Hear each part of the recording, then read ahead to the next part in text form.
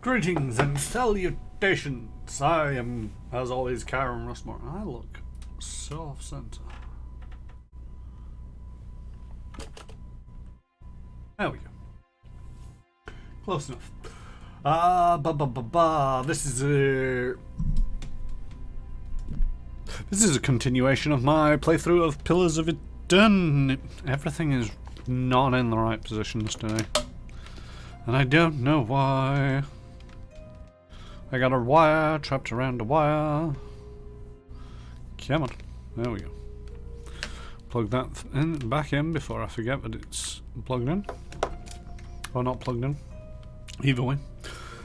And so yes, we've just reached Defiant Bay as part of Pillars of Eternity, so there's likely to be a lot of talking to random NPCs and probably some side quests to be doing here in town. We've already completed one. Not sure if I like the way that I completed it. I didn't quite mean for it to go down the way that it did. Which is again one of them failings, flaws of many computer role-playing games. It's like, this is what I meant, which wasn't quite how it came out. But anyway, I digress. What's happened has happened. I don't think that it was a major plot point.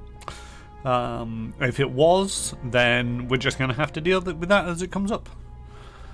There was some stuff that I wanted to go for. Oh, that was it. That's one of the reasons why I was delayed today. On the Steam, or not on the Steam store. Steam don't give away things for free. On the Epic store this evening, for the next 24 hours, there is a game, Shenmue 3. No idea what it's about, but it's going for free. But I think it's only free for the next 24 hours.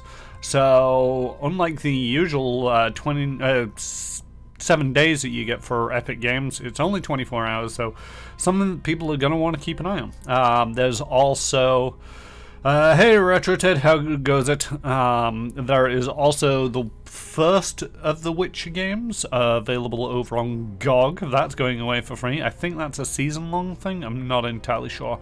I already own that somewhere else, so I'm not too fussed about jumping on top of that offer. There was something that I was looking at. Oh, that was it. 1 second. There was a game that I noticed that it had gone on sale and it just said 50% off. And I'm not entirely sure. 50% off something is quite a reduction, but it's not actually, you know, the game started off at 55 quid and it's like 50% off is 27.50. Still not sure if I'm gonna get it. It's a Biomutant. It's by Experiment 101 and I believe published. I can't tell. It just tells me Experiment 101 and THQ Nordic GmbH, and I think THQ Nordic is the distributor, publisher. Hey, it's Grid Heroes. It's an interesting, or it's semi-interesting from what I've seen of it, but I've not seen much about it, so I'm still kind of on the fence about whether to pick it up or not. Just trying to look at, you know, the average review ratings put it at about a 4.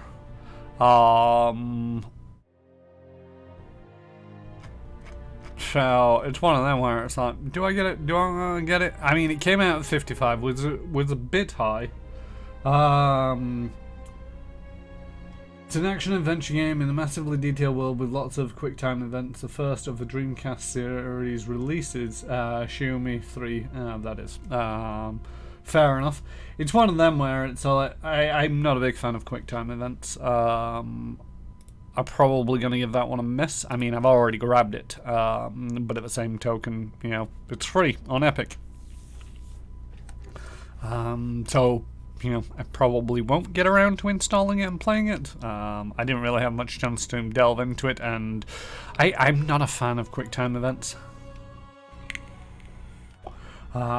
But yes, if you are interested in freebies, because we find a lot of them around the internet. No, that's not the wrong one. Discord, there we go. I don't know why I put in stream. There we go.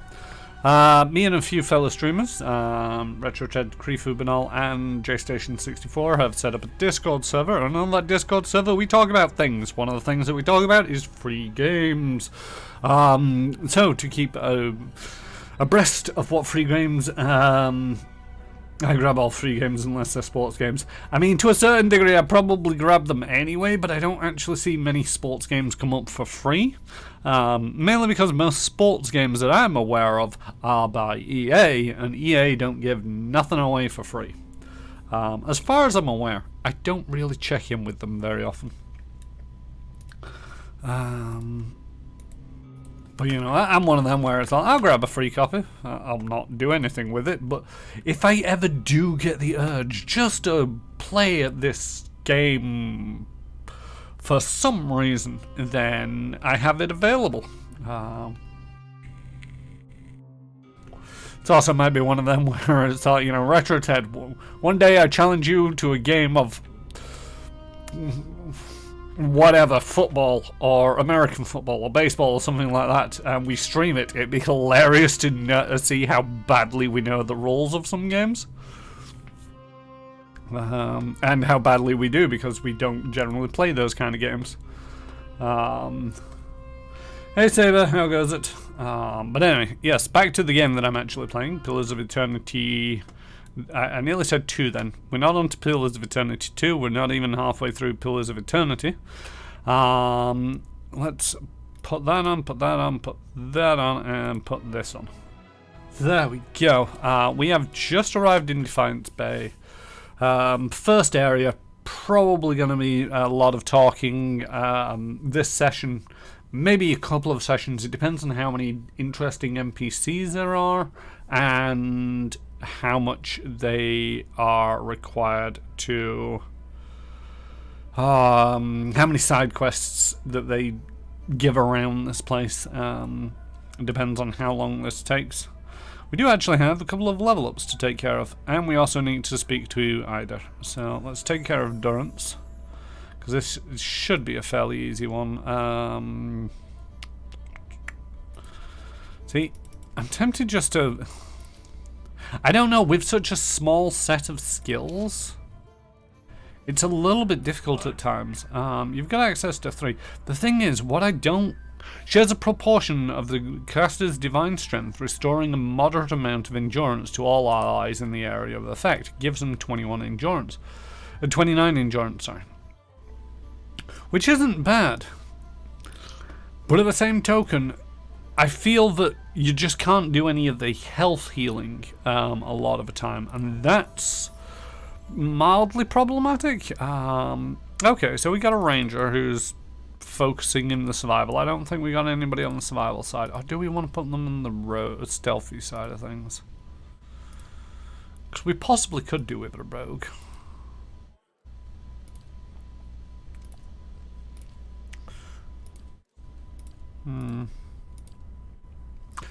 Let's put a point into stealth. Ranger abilities. Vicious aim. By lowering the attack and reload rate, the ranger is able to take more careful aim, giving increased accuracy and damage. It's a modal. Does that mean it's... A modal ability is one that causes effect to occur continuously while it's active. So basically it's a on and off on and off buff. Are you doing the main story and sides or just the main? Probably I'm going to be doing the main and sides at the moment. RetroTed, it only tends to be when I'm getting towards the end of the game, or when I'm totally burnt out on a game, that it's like, nope, screw it, I'm mainlining this, I don't care, I'm just gonna power through and get to the end. You know, I'm going to be trying to read everything in this game. So yeah, so basically it's a negative 20% attack speed, negative 20% reload speed, but it does 20% more damage and has more accuracy. Now, math says if I can do 10 damage every second, I'll be doing 12 damage every 1.2 seconds. So the damage remains the same, but with the increased ranged accuracy,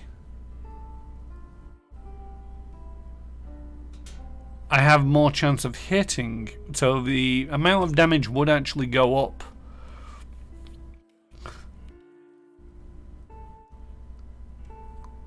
Because the only thing that's modifying the damage is a static, so if I miss half of the shots, taking it up by 10 will essentially give, or to a certain degree, will give me 60% of shots. And so that would equal more damage, which is nice to have.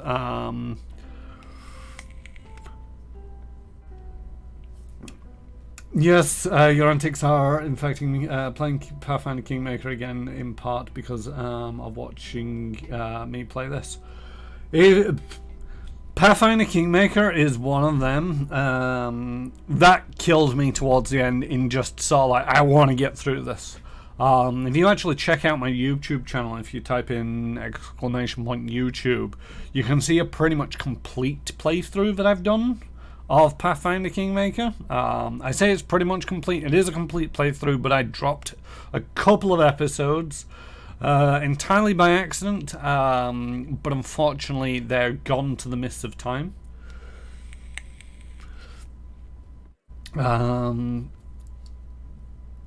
And yeah, that's one where it went on for so long that it just drove me nuts by the end of it. I mean, bullet to you, and great for anybody who plays it multiple times, but I don't think that is ever a game that I'm gonna pick up again. I've played it, I've enjoyed the experience, I've put it down, probably never gonna play it again. What else? We got Swift Aim. This is a modal, increases the attack speed and gives me better reload speed, but lowers the accuracy. So overall that would increase the damage, but by taking down the accuracy, that's going to affect how much damage it will be doing. So I think I prefer the Vicious Aim. Defensive Bond. The empathic bond between ranger and animal companion yields a preternatural awareness of incoming danger, giving both a significant bonus to defense when both are subjected to the same area of attack. Area of effect attack. So plus 15 bonus to both of them for being in the same AoE. That might be more useful if the ranger was a melee-based ranger, because the pet will charge in. I don't think that's going to come up very often. Stalker's Link. Long experience fighting together enables a ranger and animal companion to fight as a highly efficient team. The ranger gains an accuracy bonus when fighting any enemy already engaged by the animal companion. So that would be kind of useful. It gives me the same aim boost as this Vicious Aim, without having to sacrifice the speed of attacks for the increase of damage. But against smaller mobs, that's not going to make too much of a difference, although most of the things we're attacking at the moment are the same. Heightens the predatory instincts of the ranger's animal companion, giving them a bonus damage to any creature suffering a damage over time effect. I don't think I've got much dots going on at the moment. Dots is short for damage over time. It might be possible for them to get some of them going, but I'm not feeling it at the moment. An arrow sense. A ranger gains a portion of his or her animal companion's senses and instincts, becoming especially sensitive to incoming ranged attacks that target deflection. And that's just a boost of a deflection bonus against ranged attacks for the ranger. I'm going to stick with the Vicious Aim. Let's Grid Heroes. I had to restart because I lost what I was doing. That's one of the main reasons why I'm actually streaming and playing these games consistently, is just so that I actually keep on top of where I'm up to with the game. I tried so many times with Pathfinder Kingmaker and a lot of games, you know, this is one that I've probably started about this 3 or 4 times, got so far, put it down, come back to it, no idea what's going on, had to restart it all. It's not good for completing games, streaming them, because I'm doing it every week, or twice a week in the case of Pillars of Eternity. I actually remember roughly what I was doing last time. But yeah, restarting because I've forgotten what I'm doing is just a mood. Dozens. Pretty sure you won't find one among them who stood within 100 miles of that bridge when the Godhammer went off. Too bad, too. Soon there'd be less of them. Why do they call themselves the Dozens? Was 12 Diowodians stood outside the Halgot Citadel waiting for Widewind to cross a bridge there. They had to hold him there long enough for the Godhammer to detonate. So, that's what they did. Godhammer? That's what they called the bomb they blew up Widewind with.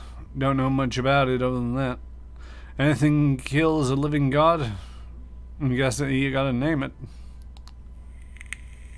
What do you have against the Dozens? Nothing serious. Nothing I don't have against a lot of folks anyway. But Dozens, they like to take things into their own hands. It gets ugly sometimes. We don't have them in the Gilded Vale, but they'll be right at home out there. They picked the name so that they could do what they wanted and feel like it was right. Got nothing to do with honor or sacrifice. They like to invoke Magran too.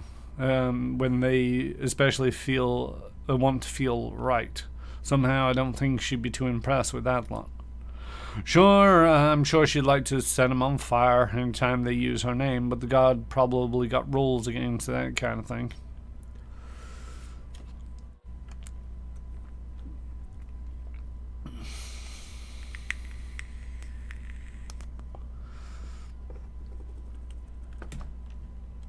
Too bad, I wouldn't mind seeing something like that.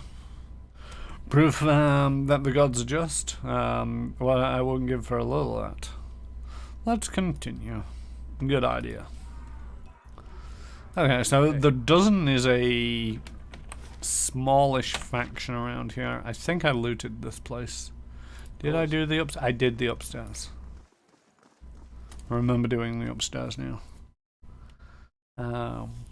But yeah, they're a minor faction who are so like, oh, you look like the type of person who does things. Why don't you join us? And it's like, I'm not sure if I like you. And you're close to home. Close can mean a lot of things.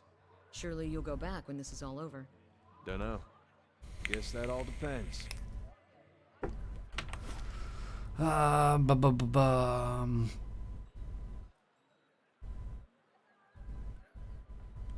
So many places to go. So we got the first fires, Brackenberry, Heritage Hill, Arn's Gift. I'm not entirely sure. That'll take us to the world. That'll take us to the first fires. That'll take us to Brackenberry. So the catacombs is in this place. The market's in this place. Let's head up to the market.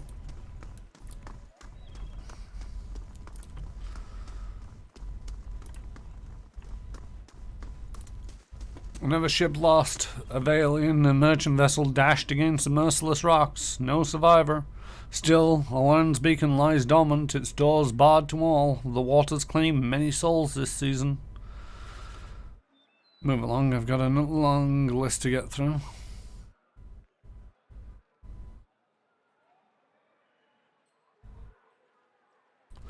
Oh, we've got a thing.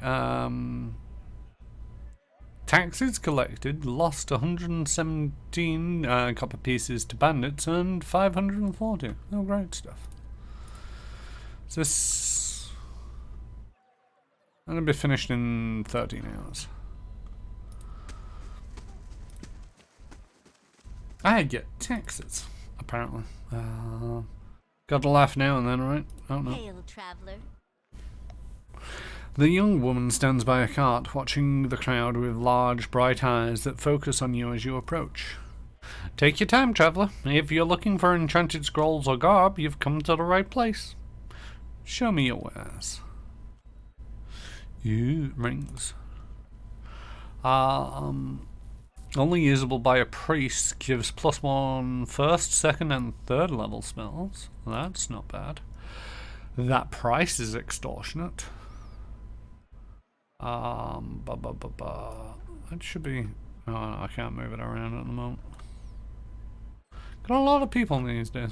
I mean, I got the full 6. And Tilda's ring, wizards, and 2 second and 1 fourth, which is surprisingly cheaper. Ring of deflection and ring of protection.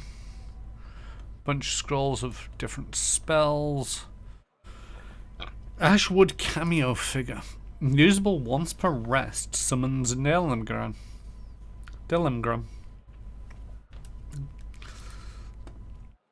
Could be an interesting thing, although again, 15,000. Everything that's interesting is like 15,000, you know, over 10,000. It's like, jeez. Do I have much in the way to sell for these kind of things? That's the first question. I mean, I got 55.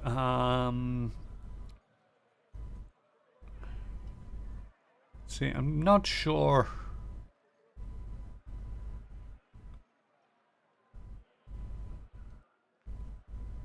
Do we have somebody who uses a fucking crossbow? I'm pretty sure I got somebody who uses a crossbow. Just gonna sell everything that's non-magical for the moment.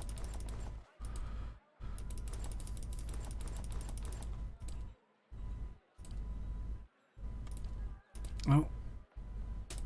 We got lion hides in there, don't really need to keep them.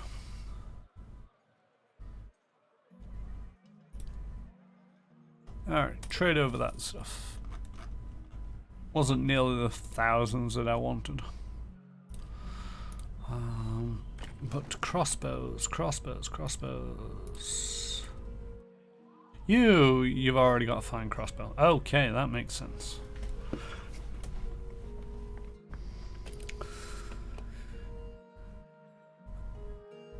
Oh yeah, I wasn't sure what to do. I mean, that can go in there. And a fine stiletto versus a fine... enchantment. Oh, it's got damaging 1, doesn't it?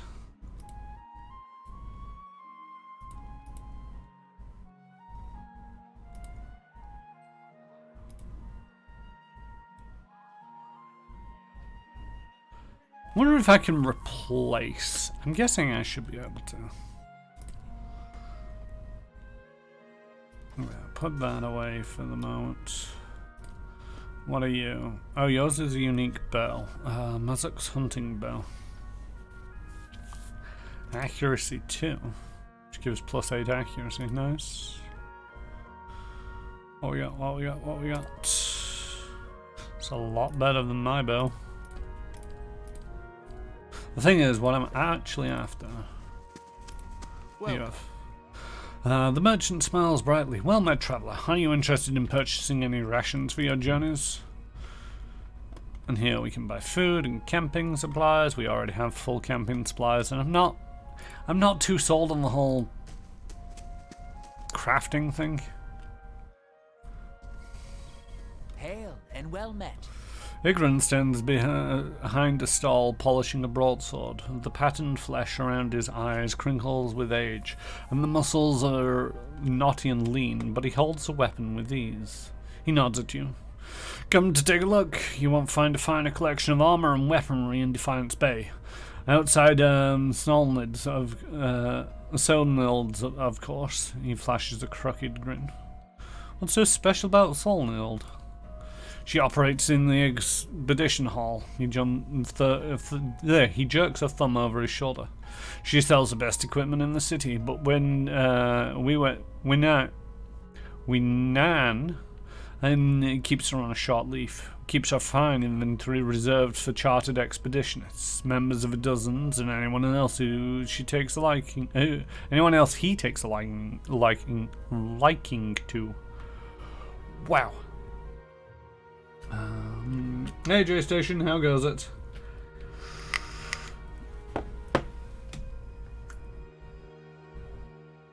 The sunglasses on the cable are a little bit out of place. Wonder if that's worthwhile getting the emojis tweaked so that it matches up slightly better. How's it going? You all prepared for your stream this week?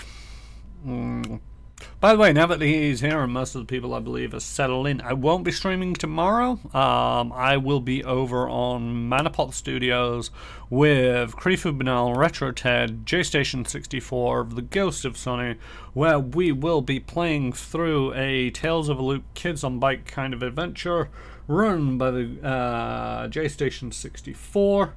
And I have no idea what's going on. So that'll be good fun. We never got around to the discussion of, so what's actually happening last week. But yeah, that means I won't be here for my stream tomorrow. So I hope you all join us there. If somebody drops a exclamation mark glitters into chat, that'll give you a link over to Manapot Studios. Of course, there'll be notifications going live over on our Discord. Exclamation mark Discord. Let's see, what do you have for sale? Do you have a gun? Ooh, you do actually have a gun.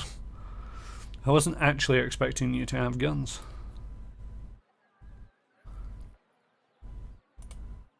I can't. See, this is a bit annoying because I'll close this and it'll go back to not speaking with them. Weapon focus ruffian. I can take the pistol or the blunderbuss. Gods keep you. They're a little bit expensive.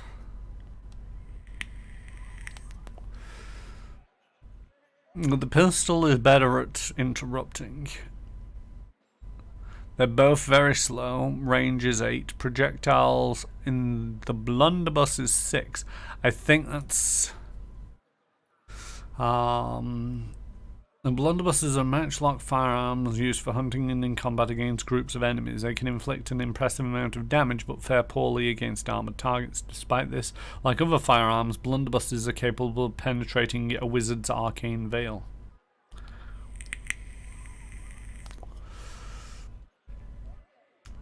I'm guessing that's 6 projectiles all at the same time, not you shoot it 6 times. And each projectile will be doing 6 to 9 damage. And because it's only got a very small interrupt. And also, you know, so 6 times 6 is 36, 6 times 9 is math 54. So 36 to 54 still has less. This has less potential damage, but it's only a 1 hit ability.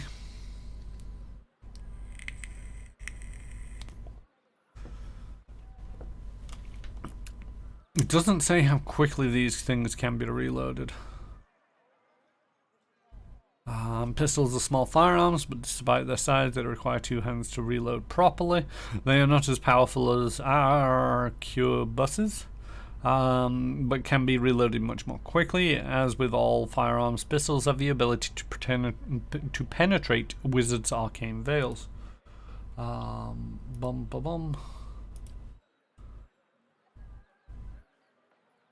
See, I kind of like a pistol more than the rest of these things. Unique warbow has a bunch of properties on there.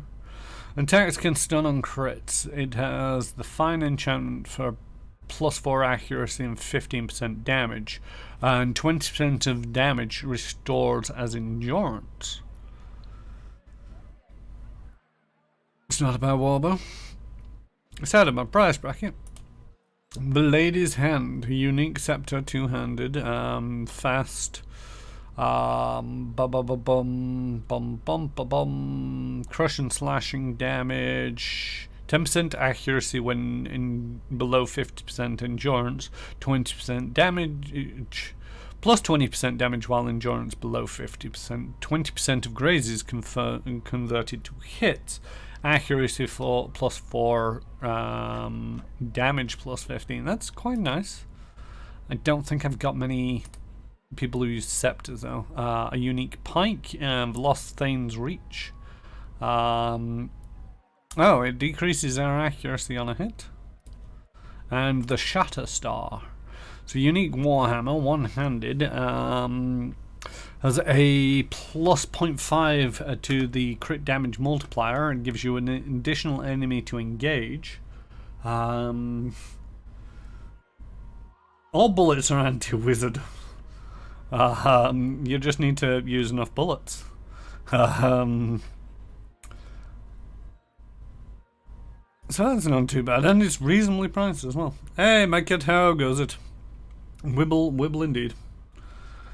So yeah, I'm probably not going to pick up anything special. I need to figure out exactly what weapons suit everybody best, because as far as I'm aware, I'm one of the few with a group of specializations, and I've gotten myself a saber, I've gotten myself a pistol, so I got my pistol for range, I got my saber for melee. I'm good now until I can find a replacement. Everyone else, not so sure about, and also not entirely sure if I'm going to stick with these companions. Pike's Pride, minus 50% stun duration, minus 50% knockdown duration, plus 9 will. And the Dunran Demon, plus 2 intellect.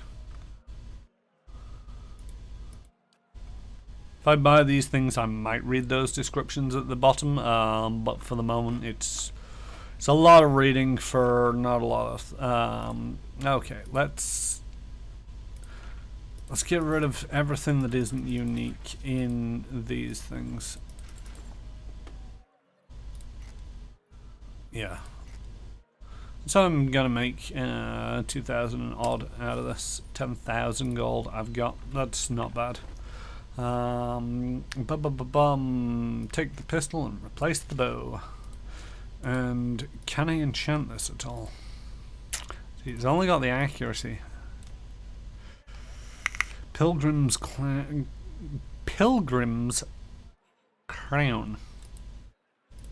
Oops.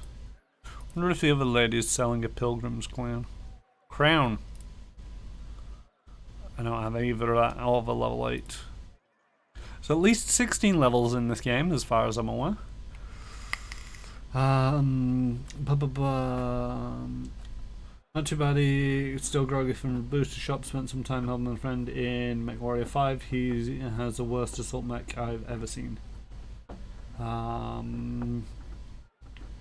So you can afford like 1 or 2 magic items. Potentially, it depends on which magic items I go for, J-Station. There are some that are just ridiculously expensive. There's like one that's 15,000. I can't even afford that.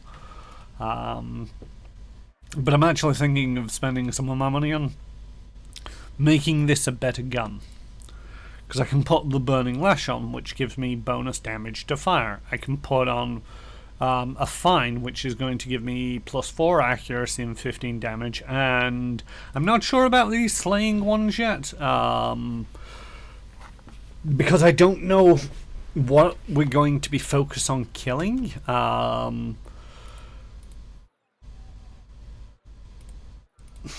It's one of them that's very hit and miss, in my opinion, because it's like unless you've got like 6 pistols and you enchant 1 each with different ones of that, and then it's like, aha, bang, that didn't work, bang, that didn't work, bang, that didn't work, bang, that didn't work, bang, aha, that worked, bang, bang, bang. No. Have you used a gun yet? No, no, well, kind of. One of the group has a gun. Primal Rock, Primal Water, and Primal Wind. Alright, just going to put on the burn damage for now, and we're going to go see if I can get a Pilgrim's Crown from the other merchant. Good day to you. Show me your wares.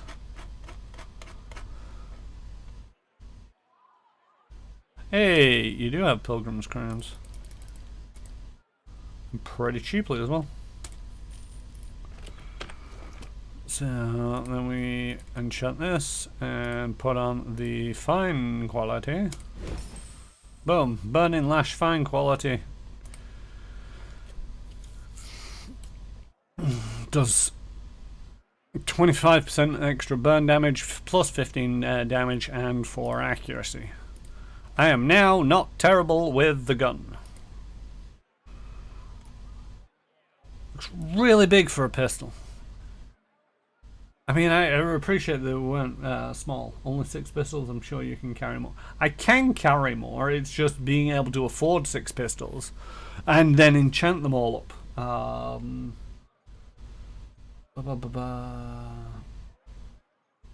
Oh, okay, so you're not investing in sprucing up the gun if you've not seen it in action. No, I am investing in the gun. I've seen guns in action. This guy has a Aquabus. Yes. I've gone down the pistol route, and there isn't really, you know, it's not. This isn't. Buy a pistol, then use it to get the others at discount. You see, the flaw with that is if you're trying to hold up a store that you're trying to buy pistols from, they have pistols too.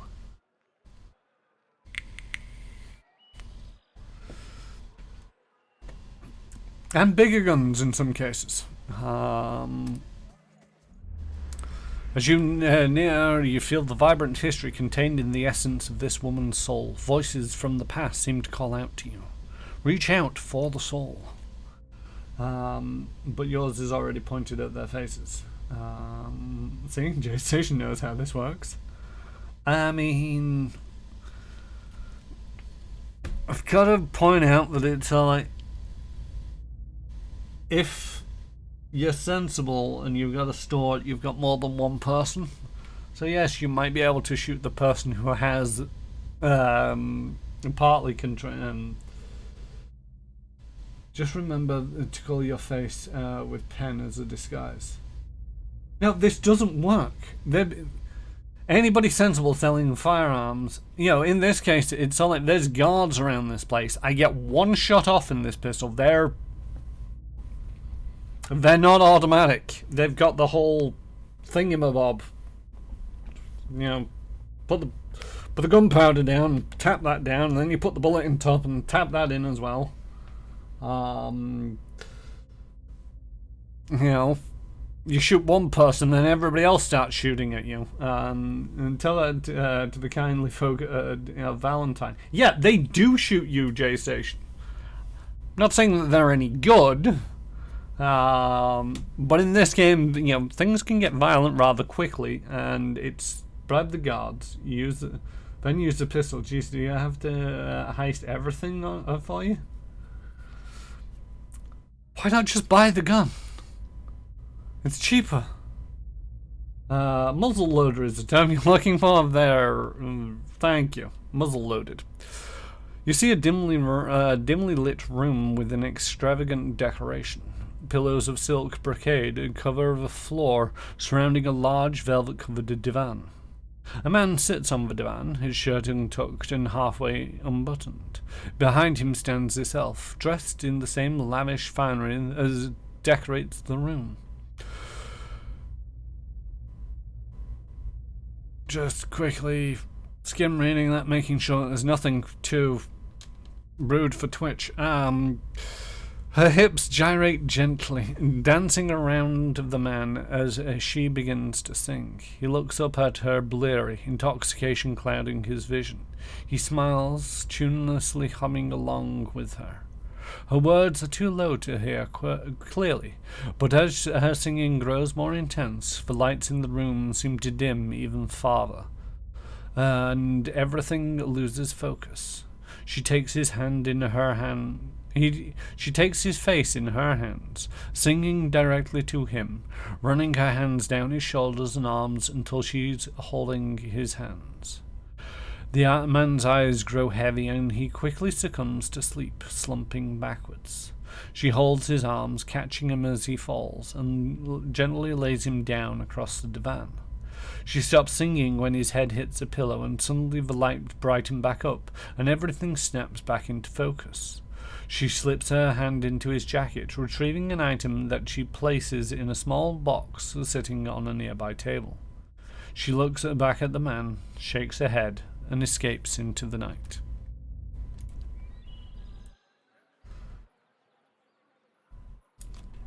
No retro debt.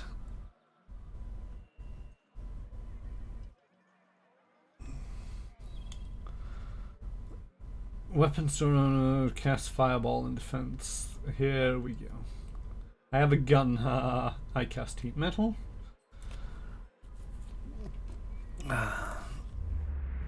As you near, you feel a vibrant history contained in the essence of this man's soul. Voices from its past call out to you. Reach out for the soul. You see a man stumble, knees bleeding, clothes torn, eyes dead. His skin is damp with sweat, but he pushes onwards. His back is arched, defeated. At his side hangs a bow, strings limp from disuse. He trips through the undergrowth, sightless, ignoring all but the sounds of his own anguish. He comes across a deer, guts spilt across the forest floor, still steaming in the cold night air. The Stelgar watches him from above, perched on the trunk of an almost fallen tree. It takes the man a moment to notice his danger, and he seems almost glad of it. The Stelgar unravels itself from the tree, eyeing him carefully.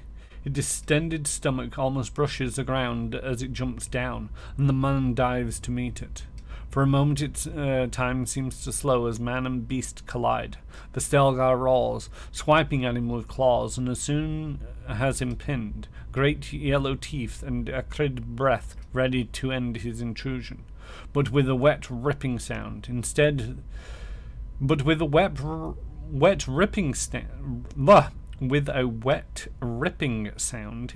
of the agonized Stelgar is himself gutted from neck to rump.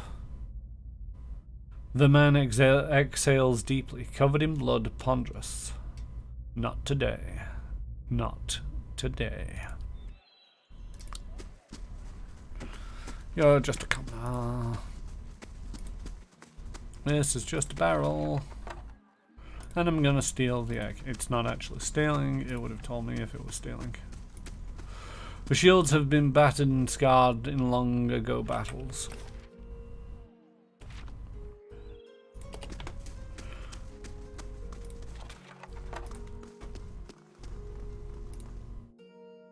See, I can just enter this house and it doesn't have a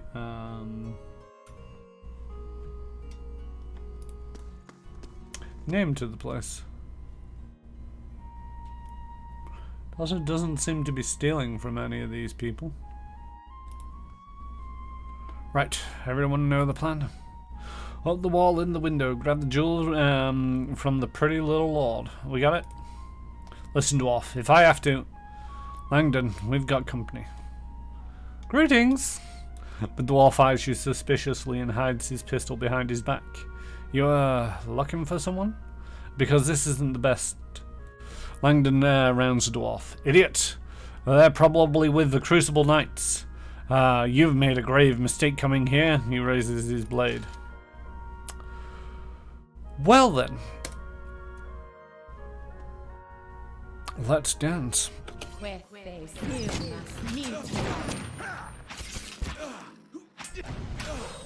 See, the gun worked fine. Okay, that target's dead. Move on to this one.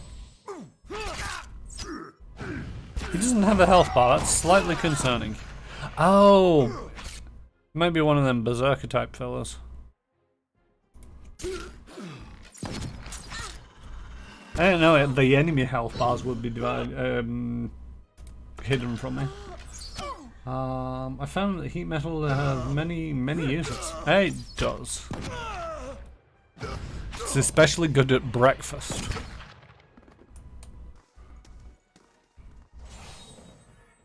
Well, that's not what I expected. I mean, I'd only just barge into somebody's home. Thieves' letter. Our contact inside Raymond Manor will leave the second story window ajar. He's confirmed the location of the heart of the White March in a hidden chamber. Get your crew together and head to Brackenbury before Lord Raymond moves the jewel. AD.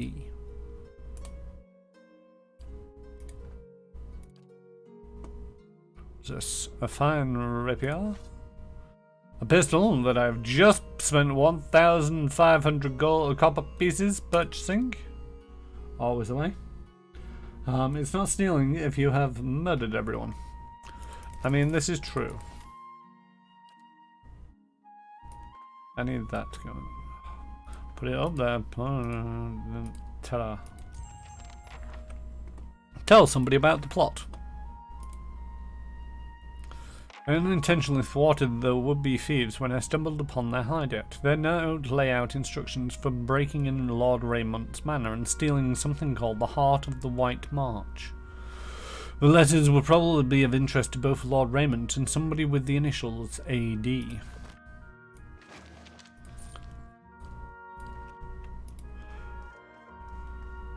Long jagged tears slice across the garden scene in this painting. A few bedrolls and spare tunics are bundled in the corner. I can get it to spill its secrets. It's done.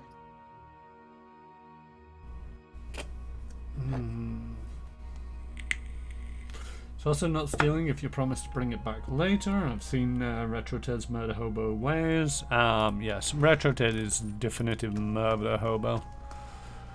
Here. But regardless, he's not the worst of them. Oh, another body that I didn't pick up yet.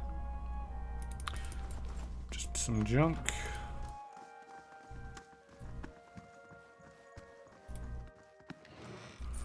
Some coins, a book. House Domel. I think I read this. Yes. They're the house that rose to power that so highly that they muddy boot prints and splotches of ale stained the bed sheets. That they were parallel, or at least that the same amount of power of governments, and that was terrible. But it all fell apart when the I forgot the name of the war. Here's something. We've found a trap. Let's disarm it. Let's loot it. Muddy boot prints and splotches of ale stain the bedsheets. Dunrid Row. The origins and practices of Dunrid Row are difficult to nail down. When asked, everyone seems to know how Dunrid Row started and how long it's been in operation. Yet every person asks gives a different account of its creation and a differing date. The only thing everyone can agree on, it seems, is it has been around as long as anyone can remember. Without fail, everyone recalls hearing about the exploits of Dunrid Row when they were children. Aside from the organization being comprised of special investigators, most of whom seem to be ciphers, and the fact that they seem to have their hands in everything, yet never admit to act. Anything reported by Dunrid Row walks the line between truth and outright hearsay. Information abounds, but no one can say which fragments are truth and which are fiction. I will provide all I have uncovered and leave it to the reader to decide the truth for themselves, as all of it feels both plausible and unbelievable at turns.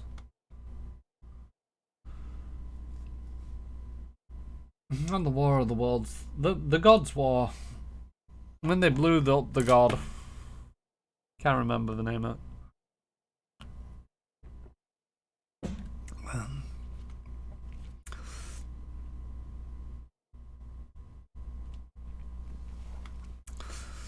The group is supposedly named after the street where its headquarters are located, in a building called Hadrat House. It is said in some circles that it is just a name they want people to think they're known by. Their real headquarters, people whisper, is elsewhere. Why else would they do this? It's simple. It's far easier for them to infiltrate, to hide, to carry on behind the scenes, as everyone is concentrating on Dunred Row. Divert attention where you want people to look, and you can act behind their backs with impunity.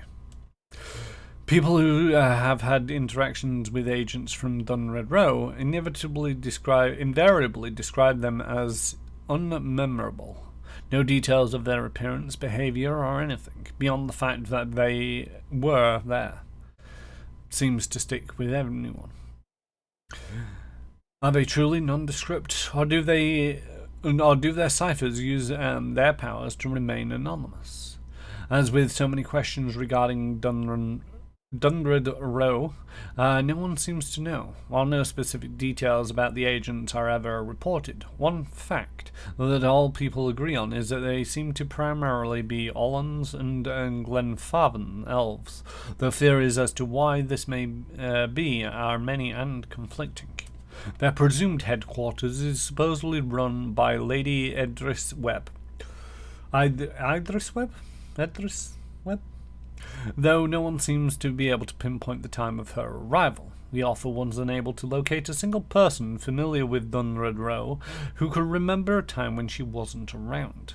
Many things are hinted at behind closed doors about Lady Webb, but few are willing to elaborate, for it is rumoured that although she has not left Hadrat House since anyone can remember, she is a cipher of tremendous power, and that she can read the thoughts of the entire city at will. Theories abound regarding her age, her reasons for what would seem to be a lifetime of seclusion, and even her secret control over all of Defiance Bay, if not Direwood. But as with all matters regarding the organization, no one seems to be able to say anything for sure. The Saints' War, there we go, thank you. The War of the Boom, God Boom. I mean, that'd be one way of naming it, but no, thank you, Retro Ted. It's the Saints' War. And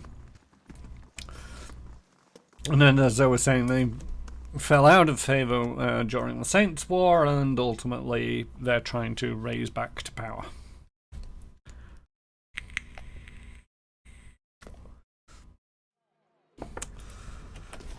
At least one of us is paying attention to this. It ain't me, but one of us at least. Oh. More Wibblers. As you near, you feel the vibrant history contained in the essence of this man's soul. Voices from its past seem to call out to you. You see an immaculate inn, dark wood counters gleaming, patrons rowdy and smiling. Two men stand behind the bar, joking as they pour drinks. Features so similar they must be siblings. The younger snatches up an armful of drinks and walks them around the room, chatting happily as he hands out orders. Just as he sets down the final ale and turns around, a red-faced Ara charges through the door, trailed by three sour-looking elves, slamming directly into him. The Arama growls, knocking the young man out of the way, and demands an ale from the brother behind the bar. The man refuses, and the rest of the bar falls silent, sensing trouble. The older brother again asks the Araman to leave, the younger brother placing a firm hand on his back and pushing him towards the door. And then the scene freezes. With a sickening crack, the man is knocked backwards into the wall, neck snapping backwards before he falls to the floor. He does not get up. The action is immediate as the other patrons come to the barman's aid, dragging the Araman and his compatriot out of the back, but the damage is done. The carpet oozes with blood, slowly seeping into the fibres as one brother dies and the other falls to his knees, horror piercing his eyes. By the time he gets up, the Araman is long gone. Well, that was cheerful. Regain power by exploding gods. No. As you near, you feel the vibrant history contained in the essence of this man's soul. Voices from its past seem to call out to you. You see two men walking slowly down a stone corridor. They move cautiously, frequently looking behind themselves. One of them is this man, who stops bringing a piece of parchment close to his light-enchanted helmet so he can read it, while the other keeps walking, glancing over his shoulder. The first man looks up from his parchment in the middle of a sentence and stops, his expression changing from caution to fear. He starts to call out a warning, but it's too late. Vizarip, who appears from the darkness before them, rushes forward and pushes a small sword into the stomach of the other man. It then squeals, seemingly repulsed by what is happening, and quickly backs away, leaving the sword protruding from the man's abdomen. Parchment falling from his hands, he leaps forward, catching his friend as he falls. The wound isn't serious. In fact, it doesn't even look like the blade has gone far into his flesh. The man turns his attention back down the hall, looking for signs of movement. Nothing re-emerges from the darkness, so he stands and strides down the hall, determination etched on his face, sword and shield at the ready. The corridor starts to widen, and as he enters, a whining yowl erupts from the darkness at the far side of the room. He slows, inching forward towards the sound. The light reveals a Zaurip against the wall, holding a smaller one behind it with one arm. The larger Zaurip has placed itself between him and the smaller one, attempting to shield the child with its body. But determination fades from the man's countenance as he lowers his shield and sheaths his sword. Putting his hands up, he slowly backs away, leaving the Zaurip to care for its young. When the room narrows back down into the corner, he stops. Reaching for his pouch, he removes some rations and places them on the ground before returning to his friend. Well, that's a pleasant one, at least. Don't think I want to get involved with that bunch of people, so I'm just gonna try to avoid it, because it's all like, I think... Did it even give me a thing? No, it didn't.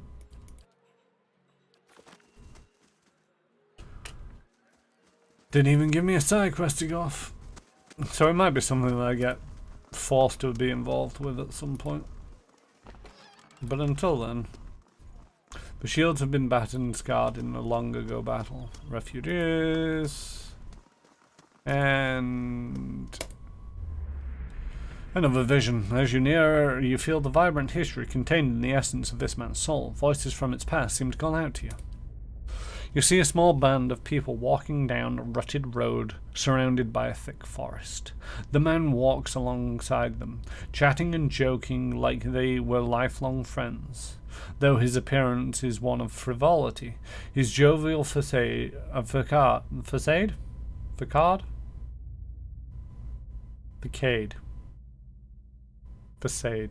it's facade, is betrayed by the occasional sidelong glance into the dense tree line. There is a noise from the trees around them, and the sound of someone breaking a twig. The man holds up his hand, silencing the travelers and destroying the light-hearted tone of the evening. They look around, word expressions on their faces, gathering closer together. Facade.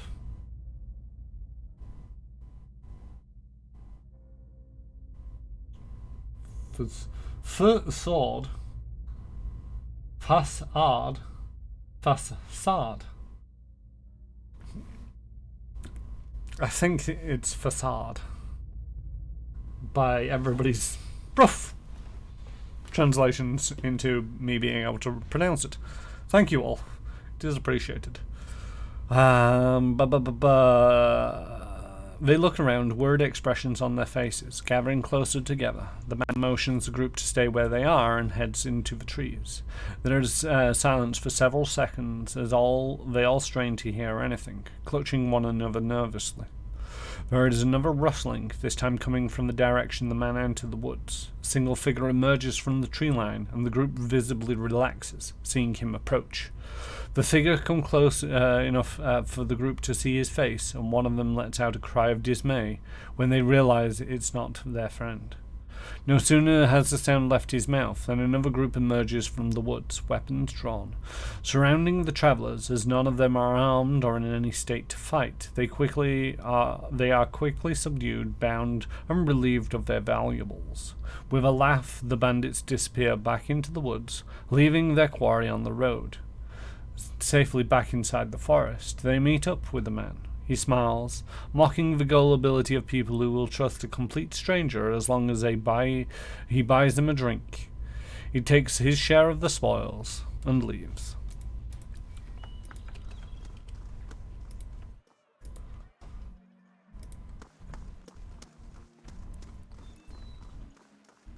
Can't speak to the cat. And I think that's the house that I've already been in. Yes, it is.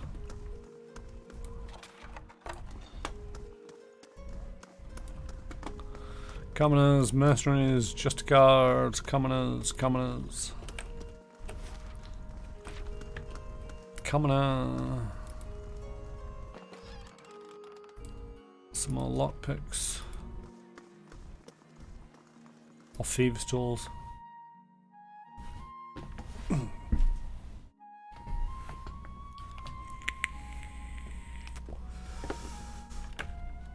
No idea whose house this is, but I'm breaking and entering. The painting depicts a famous scene from The Light of Dawn, in which the traveller and the ghost happen upon starving men.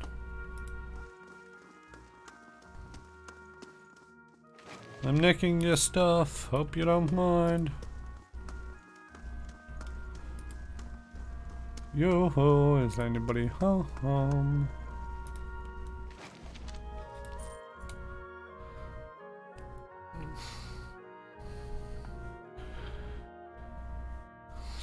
Nesta qua poetry. Oh God, poetry.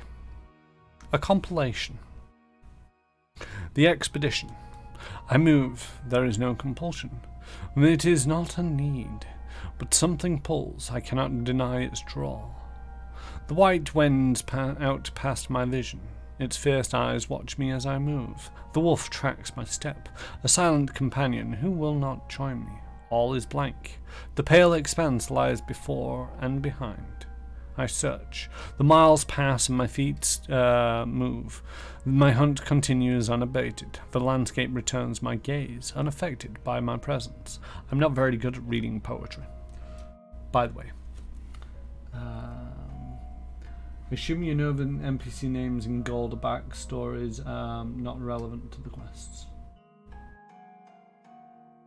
Radio, gotta dash off. Good luck with the various ruffins this town seems to consist of. Thank you, J-Station. Thank you for joining me. They're off to go start up their stream of No Man's Sky. I do believe it's back with the adventures of Sporky. I don't believe there's an expedition going on at the moment. So if you want to jump over to their channel, it's twitch.tv/JStation64. And if you're interested in what me and my fellow streamers are up to, don't forget to join the Discord where you get notifications when we go live. I assume you know the NPCs named in gold are backers stories and not relevant to the quests. I have no... Have I met anybody with the gold name? Well, thank you for the shout out, RetroTed. Enjoying your FFOD play. Fly free or die. There we go. I'm lousy at abbreviations, so it always takes me a moment of like, what does that mean? But I think, oh, when you read their souls. Oh yeah, I know that this is all just random tales. I just enjoy reading them for the moment. It's just going to take me a while to get through them all.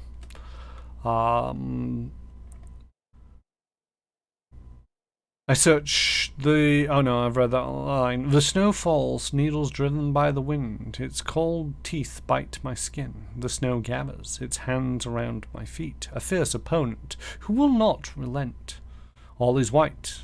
My journey continues. I travel. I can no longer stop.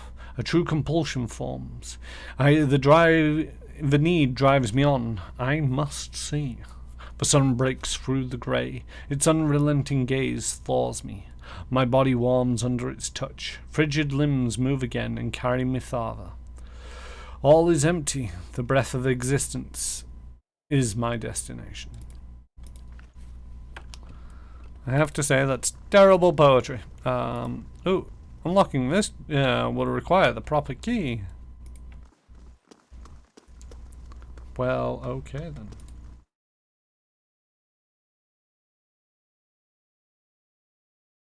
Just thinking of your voice there, good, but they can't be long. I mean, I'm okay with this kind of thing. To a certain degree, if it got to that stage, then yes, I would slow down on reading them.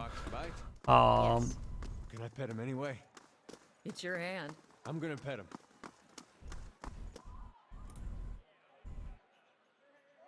Saying, does your fox bite? Yes. Can I pet him anyway? It's your hand. I'm gonna pet him.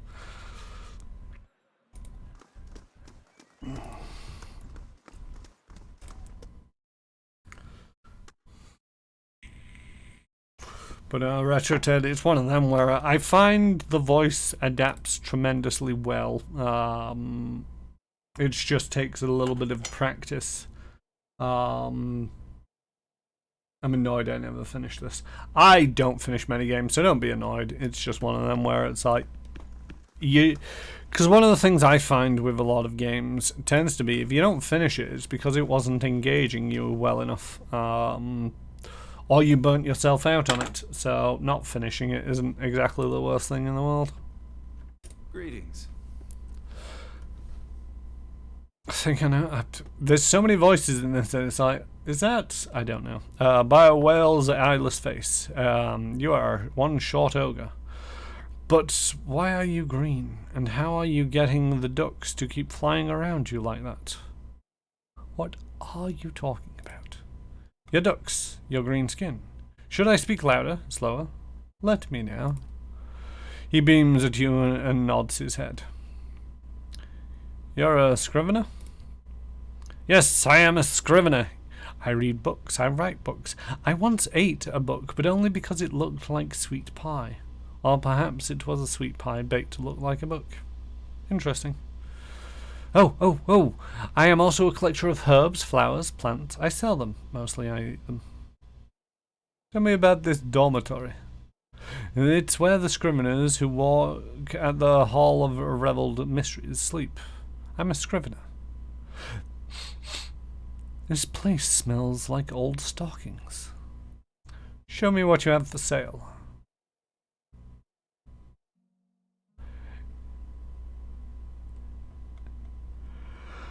Another useful place for a bunch of herbs that might be useful down the line, but right now, not so much.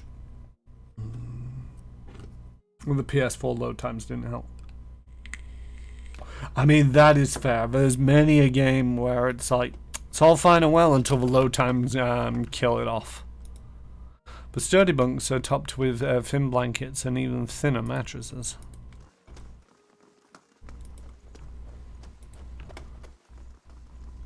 Guessing most of these don't have anything interesting to say. The rancid stench rises from the basin. The dishes on the top pile. At the top of the pile are flecked with morsels of meat and cheese. Those at the bottom are coated in slimy fuzz.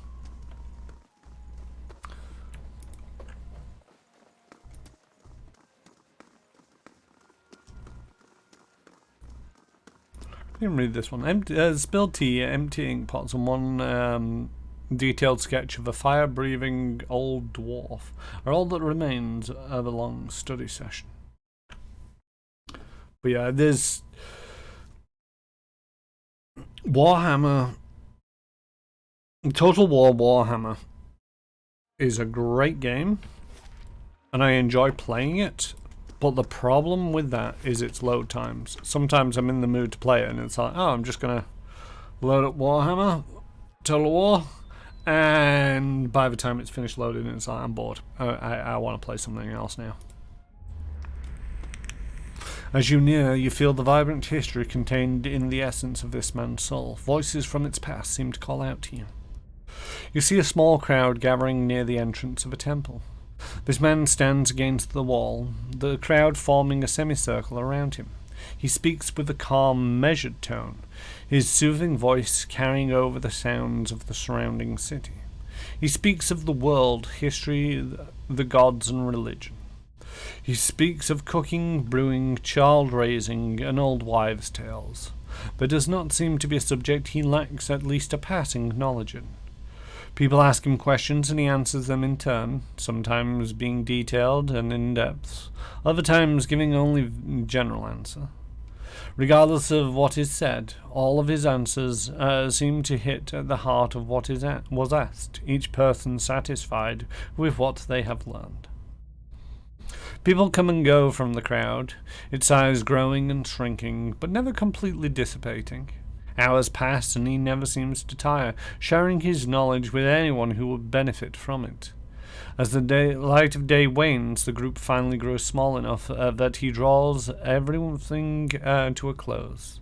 As he gathers his belongings and prepares to leave, a man approaches him, asking why he does this. He asks for no money, no food. What benefit is gained from his actions? He looks at the man, gathers his thoughts, and then simply tells him, "Knowledge brings wisdom. That is my faith." As you near, you feel the vibrant history contained in the essence of this man's soul. Voices from its past seem to call out to you. You see a dark room, its contents in disarray. The blinds are pulled against the light, and the sound of shouting and running can be heard outside. This man moves through the house, throwing items into a bag. He wraps up some food, collects some clothes, and searches through a chest of various odds and ends that resemble magical components. He stops at a bookshelf and quickly scans the spines, running his fingers along them to help keep his place. He sighs, sliding his finger across the spines again, mumbling to himself. Finally, he chooses a couple of titles and takes them off the shelf, adding them to the assortment of items he's already gathered. A small group of squirrels and birds watch him as he passes through the rooms, moving almost as a single entity. They are trying to stay near him, but they also seem to stay out of his way. He is obviously in a hurry, but he maintains a deliberate demeanor about everything he does. The outer doors burst open with an explosive sound, causing the animals to scatter, terrified. The man turns, brings up a hand, holding a book in the other, whispering something that can barely be heard. Ice crystals begin to form at the tips of his fingers, crackling against the heat of the room. He sees the man standing in the doorway and immediately drops his hands, the ice vanishing as quickly as it appeared. The man in the doorway gestures, telling him to hurry, points towards the horizon somewhere outside. The man in the house dismisses him with a wave, saying he is almost done here and will be coming soon. He scans the dwelling one more time, searches for something he might have missed. Satisfied, he leaves, not even bothering to close the door. Outside, he can see people, all prepared as he is, traveling away from town, away from the rising plumes of smoke on the horizon. Howdy, Zen of Games. Howdy indeed.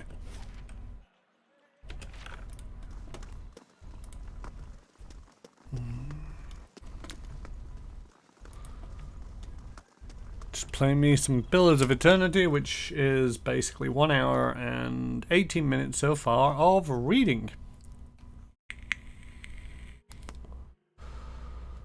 I could while away hours. No, I did actually kill some people. We had the time, of course.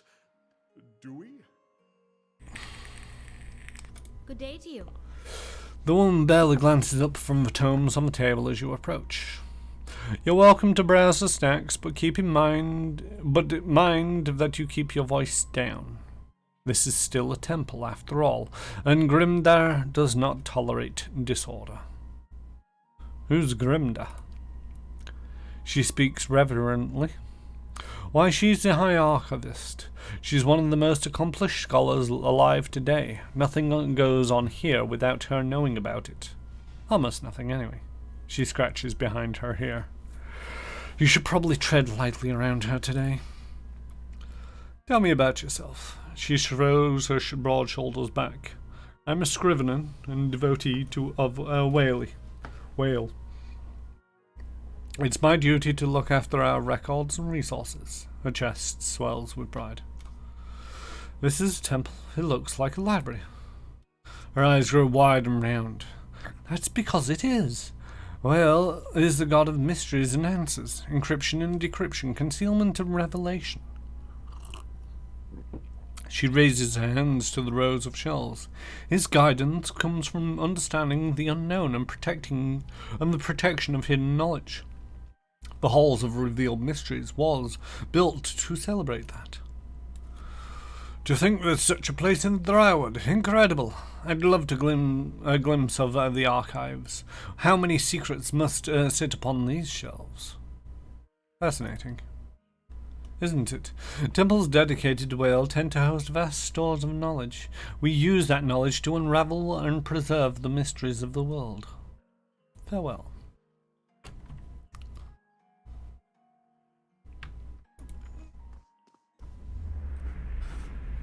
As you near, you feel the vibrant history contained in the essence of this man's soul. Voices from its past seem to call out to you. You see nothing at first, inky darkness filling your vision, the dust of the eons flooding your nose. You hear a strike, and the torch gutters into flame, revealing a man without a face, and a library of books flickering in the dull orange glow. He moves to the closest shelf, sliding the torch into a socket, and gingerly pulls a black-bound book into his trembling hands. He flicks through it lovingly, caressing each page before turning to the next, and the next. Finally he finishes, placing the book in a satchel at his side, and takes down the torch. He spends hours wandering, reading, collecting, until his satchel is as thick as himself and half as heavy, and begins to make his way back to the entrance. With a barely audible sigh, he draws two decaying doors closed, and the torch is extinguished. The books on these shelves cover the history and mythology of old Vaelia. Okay, there is at least people in here who don't have names. Oh, that is stealing. I can read them though.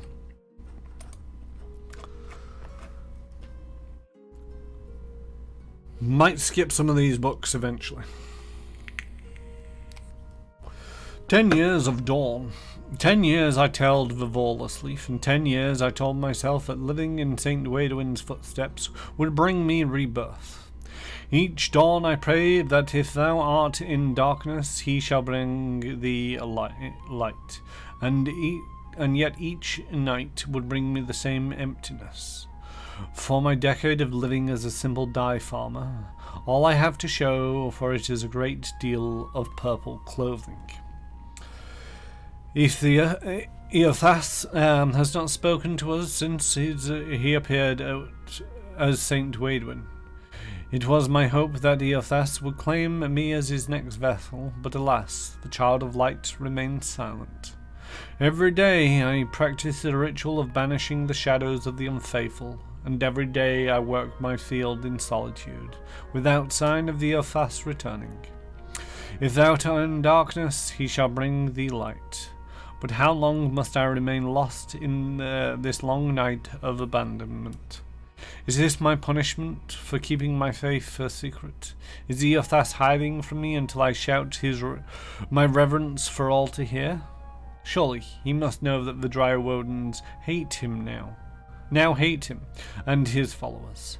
My countrymen are quick to blame all that was terrible about the Saints' War on those of us still faithful to Eothas. Should they not be angered at the Read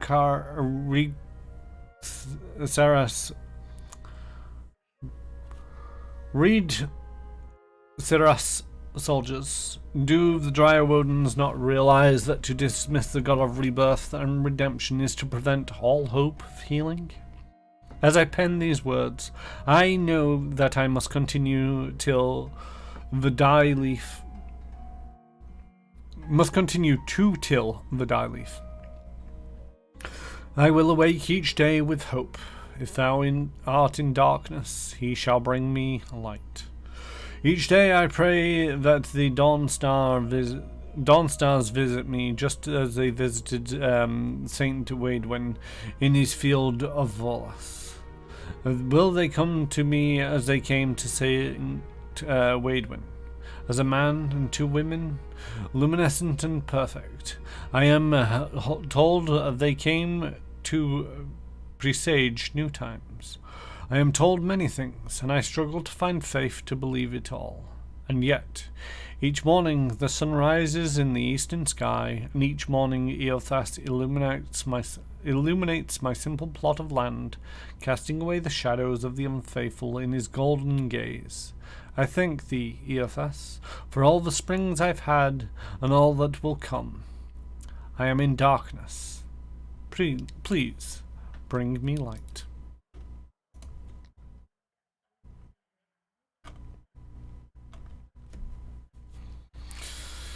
Adir is a country rich with custom, and they are known for their strict adherence to them.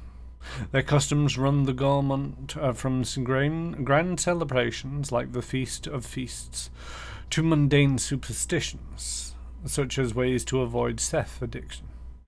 This volume will focus primarily on the bigger celebrations, as no one knows how to throw an extravagant party quite like the Adrian. The Feasts of Feasts.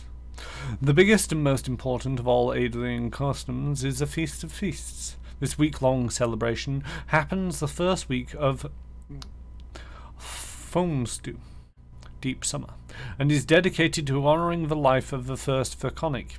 Each day of the week is devoted to some aspect of the Furconic's life, and there are very specific dishes to be served at each meal. The Feast of Feasts originally began as a festival celebrating the birth of the Furconic's first son, and soon became a yearly occurrence during the week of his birthday. Currently, Adrian's simply uses an excuse for a party and pull out all the stops in an effort to outdo the previous year. And lest you wonder, as I did, which Furconic is honoured during the Feast of Feasts, it's always the current Furconic. For each Furconic is the first and only Furconic. Sweet Treat, a special custom which arose at some point during the Feast of Feasts. Sweet Treat started as a way to keep children occupied so parents could dine in peace.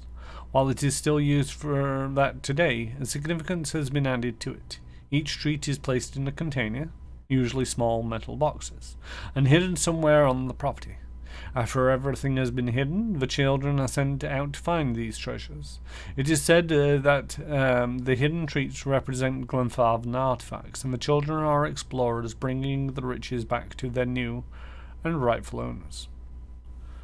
Carnival of Masks. When the original colonists of Adria travelled to the new land and founded the Direwood, in the name of the Adrian Furconic, they encountered the Glenfartham people. The Carnival of Mass celebrates this meeting. Originally, it was a mere formal reenactment, as a play, of the tensions between Glenfarthams and the Adrian settlers. But it has been since evolved into much more than that. Participants choose sides and come dressed in elaborate outfits depicting the group they have decided to align themselves with. Adrians or Glenfarthams. Everyone attends a masquerade ball, and this party replaces any semblance of a play that was presented. Winter's End. Winter's End was never anything more than an excuse for a celebration, and it hasn't changed in all the years it has existed in Adria. It takes place during the winter dusk and lasts for all 3 days. Some people use the time to reflect on the year, celebrate their lives, and remember the dead. especially those who have passed in the recent year.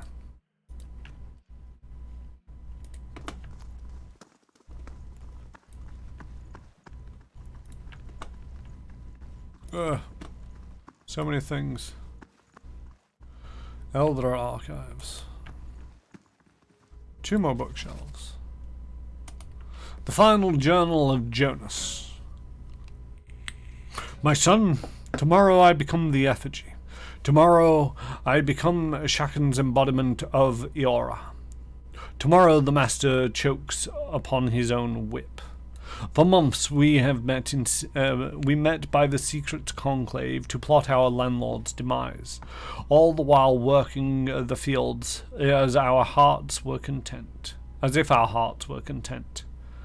Shaken teaches us to plot with the mind while keeping one's face impassive, inscrutable. Fair fights are for those with armies. The quiet slave is our whetstone, our focus. In his worship, our cause finds focus, clarity, and possibility. Tomorrow my master chokes on his own whip. By the time you read this, I will be dead. I pray Shaken does not abandon me for speaking of my plotting, but a son deserves to know how his father died, for I have volunteered to be the effigy. Shaken will inhabit my body, using this old farmer's simple flesh as a puppet of godly rage. I have been shaven and anointed. Tomorrow morning, I will be your father in name only, as my manhood will be removed, my nose and ears removed, and my useless mortal eyes will be replaced with flintstones through which Shaken might see the world. My son, I am sorry for the lies I have told you these past few seasons, but Shaken demands secrecy. Even your mother knows nothing of my future service to the quiet slave. Curse my name if you must, but never weep for me, for I die for the betterment of our community, to smite our Lord's corruption from the face of Eora. Tomorrow my master chokes on his own whip. For tomorrow I become the effigy. Well, that was fucking cheerful. Mrs. of the Hand Occult. Dearest brother, or was it sister, may this letter find you in well spirits. It's a mood for the year. Sounds fun. Oh yes, it does. Flint for eyeballs. Last I checked, flint wasn't very good for seeing, but okay. May this spirit, oh gods, I'm losing it. May this letter find you in well spirits. A man of thuggish bearing stormed into my library the other day and demanded I help him find a book on the construction of an arquebus. I thought it was proper service to Whale to steer the man towards the illuminated manuscripts on the subject of whittling toy soldiers and other miniature props. Unamused by my solution, I shrugged and said, what is an answer without a question? He did not find my spiritual rhetoric helpful or amusing, so he punched out 2 of my teeth. I trust your summer has been less tumultuous than mine. In more important news, my apprentice claims she saw the eyeless face in a dream the other night. I admit I was so mad with envy that I first refused to believe her. Well, forgive me for such a lapse in judgment. She describes the Hourman as a brilliant blue hues with a featureless face surrounded by a swarm of eyes, no 2 eyes alike. She claims Whale ignored her questions, and she can't recall any specifics of what was said. In fact, my apprentice seems to have forgotten many things since this visitation. She could not tell me where she grew up or what she likes to eat. At first I was so envious for her having seen Whale with her own eyes, but it seems Whale's visit was to conceal, not illuminate. I pray she endures this test of faith and can look back at the event and feel the joy of mystery. What is an answer without a question? Last week I felt the solution was ignorance, but after Whale's visit I feel a road without length was closer to the capturing the riddle. I worry my apprentice will look back at her visit from Whale and feel cheated, robbed of some moment of clarity we all thought we owed when we first joined. I tried to tell her how lucky she was but she was too young to understand. What is an answer without a question? May I be dead and my soul scattered to the winds before anyone knows for certain.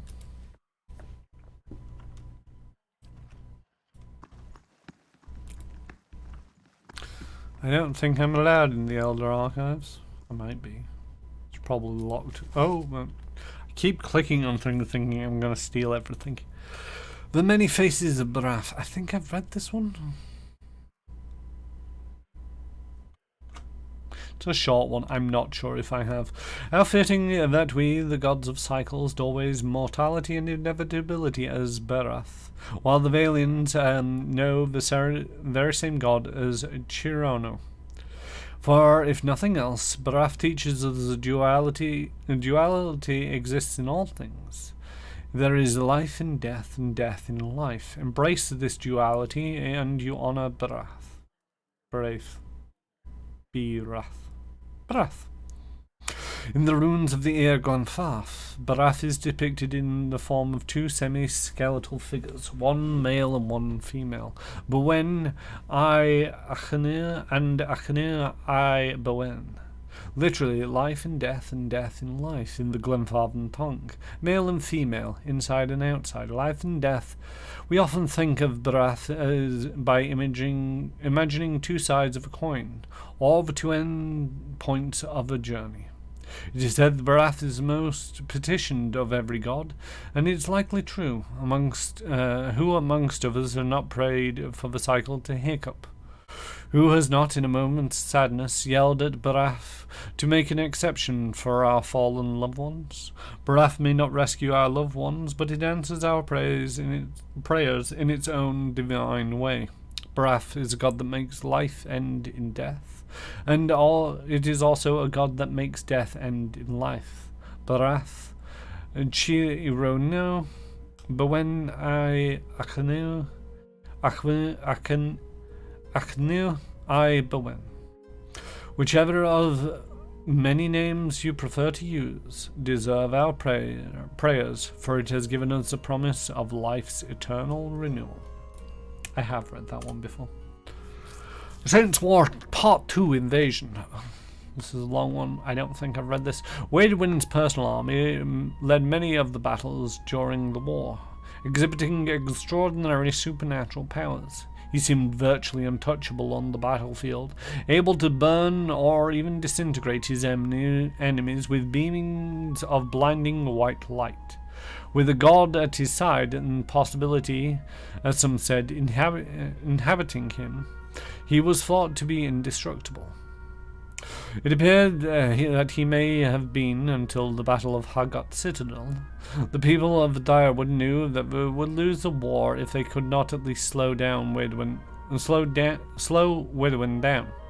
Engineers, priests of Magran, and a few others working in secret, some say with Magran's direct help, developed a weapon they hoped would be able to stop a god. 12 feet in diameter and filled with a variety of chemical and magical explosive, the bomb was rolled under the Yvonne Dwyer Bridge. Part of the foundation was excavated to allow them to embed the bomb in the bridge itself, ensuring its total concealment. 12 Dwyer Woden men and women volunteered to stage and ambush at the bridge to keep the Waidwin on the bridge until the bomb could be detonated. The battle was short, bloody, and ultimately final. The dozen, as they have come to be known, were able to delay Waidwin on the bridge. The bomb detonated, killing Waidwin and the 4 Direwood volunteers still alive at the time, and over 50 Red Sarah soldiers as marching on the front line with Waidwin. It was at that moment the Saints' War ended. The remaining Redcar forces were easy to rout. Even though they had more than enough men and equipment to finish the siege, their leader, previously thought invincible, had just vanished in a rain of metal and stone. Panic set in, and the Drywoden troop sent them away with ease. From that point on, the bomb was known by the name Godhammer. It even worked its way into everyday conversation. As sure as Godhammer ended the Saints' War, became to be a standard phrase to express unequivocal uncertainty. Less certain than the fate of Theophas, who has not spoken to his followers since the explosion of the bomb, and is presumed by most to be dead. Lest some concerned citizens express their worry, or other more industrious think they could reproduce the result, the author will put the faults from your heads. Since that time, there has never been another documented explosion of such magnitude, and efforts to locate the engineers and clergy responsible for the bomb have been entirely fruitless. Godhammer was a unique, fortuitous occurrence. Its like will never be seen again without divine intervention.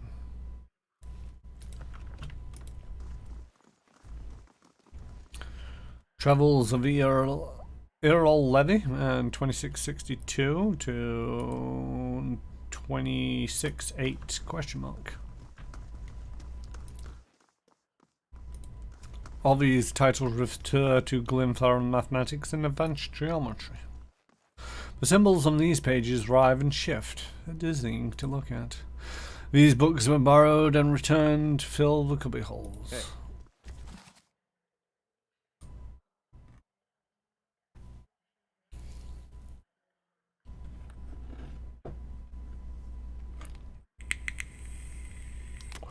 When my students ask to be taught of the way of Galawain, I tell them they already have failed.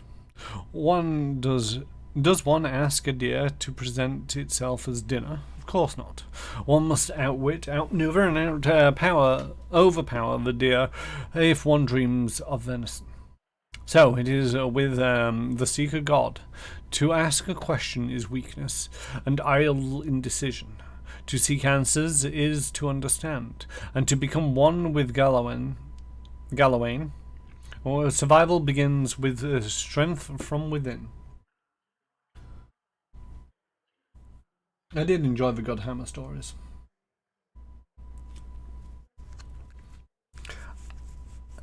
I mean, I do like a lot of the stories in this. I'm not sure if the Godhammer stories is my favourite takeaway from all of this just yet. I'm still on the fence of whether this Eothas is a good or bad god. I mean, he did wage a war, but sometimes you just gotta do that as a divine being.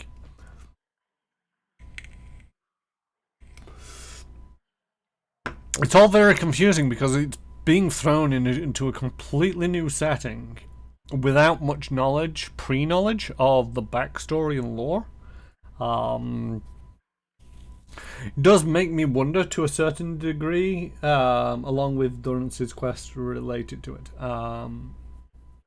Yeah, I'm not that far ahead with Durrance, so I don't really know what his quest is about. I know that it's got something to do with Magra, but that's about it. Or I assume it's something to do with Magra. I believe it's their faith, but also they called her a whore. So, who knows?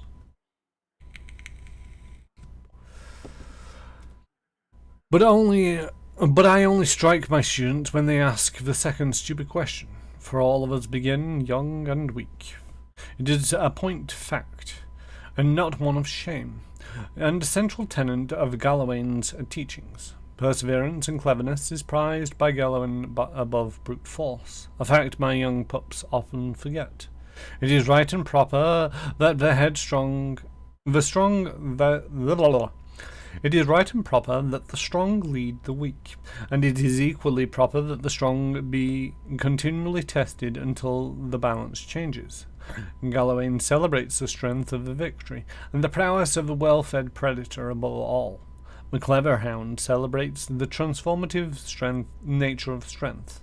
Galawain's greatest desire for us is that the prey becomes predator, muling babes into strong hunters, and the lost find their own enlightenment. This philosophy is best exemplified by the rites of the Amathatha of Ir Glenfar. When one of the Glenfarn's spiritual leaders is old and nearing death, it is customary to enter the woods and confront Galawain's herald. If the seeker god finds the Amatheth's life deemed and soul worthy, the reward is a quick death and his soul joins Galawain's pack. If deemed unworthy, the Anamath is killed. His soul is forced to find its way, find its own way to the next life, and his memory is erased from the records of the tribe. Survival begins with strength from within, and weak leaders endanger the whole pack. This is Galawain at its purest. Even at the end of life, one must struggle for worthiness, for greatness, just as one must struggle every day to feed his pack. The Seeker God is easy to understand if one actively engages in the quest for knowledge, but his secrets are self-occluding to those who merely ask, desiring knowledge without its prerequisite hunt. My own flesh and blood once asked me, will learning to hunt please Galawain? I told him yes, but added, Galawain would prefer that you hunt to learn.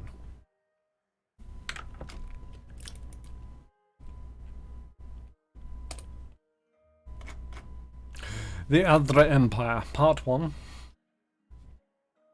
Origin. In approximately 2200 AI, a group of tribes called the People of the Deer unified into a new civilization called the Adra Kingdom. The tribes, small and widespread over the land, knew it would be better for their continued existence to unify. The leaders of each tribe became advisors to the king, chosen by the group. Each advisor would still be lord over his people, but each lord would answer to the Phaconic. I love the way that they put the C-O umlaut. I think it's an umlaut for 2 dots. I don't know how to pronounce C with an O umlaut. Umlaut O. I'm just going to stick with Phaconic. The first king. This decision turned out to be exactly what was needed, and the Adran Empire thrived, spreading out over the land, establishing strong trade routes, and became known to be fair but shrewd businessmen. While the country thrived and internally there was little strife, there were still the occasional skirmishes with the neighbouring elven kingdoms of Kulklin. Not long after the kingdom was formed, the Adran people began studying animancy. Still largely unknown at the time, it was an exciting, terrifying new realm that Adran scholars saw great potential in. This potential came to bear fruit in 2260 AI, when a group of animancers working together transferred the soul of the recently departed man into another body, creating the first of what would later be known as the undead. The reaction to this discovery was swift and decisive. Both the King of Aethra and the Church of Wodica condemned the event, and the study and practice of animancy was outlawed. It would never be practiced again openly on Aethran soil. Conflicts with Kulklin continued, escalating into a minor war in 2398 AI. Afterwards, a treaty was signed and the Kingdom of Aedra merged with Kulklin to form the Aedra Empire. With the political and military...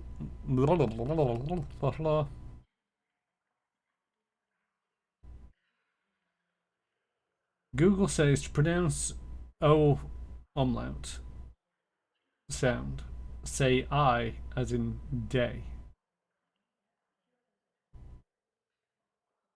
A. Phacanic. Fair. Canic. I'm just going to stick with pronouncing it Phaconic. I know that I'm not pronouncing it right, but I can say Phaconic. I can't pronounce whatever you're trying to make me pronounce. I give up. If anyone dislikes it, get off my channel. Where was I? With the political and military strife now settled, I can barely pronounce anything, you know, took me a few times to get military down. With the political and military strife now settled, the Aedra Empire would become part of an economic powerhouse, able to provide resources that were hard to find in other parts of the world. Their trade routes became some of the most lucrative in the world.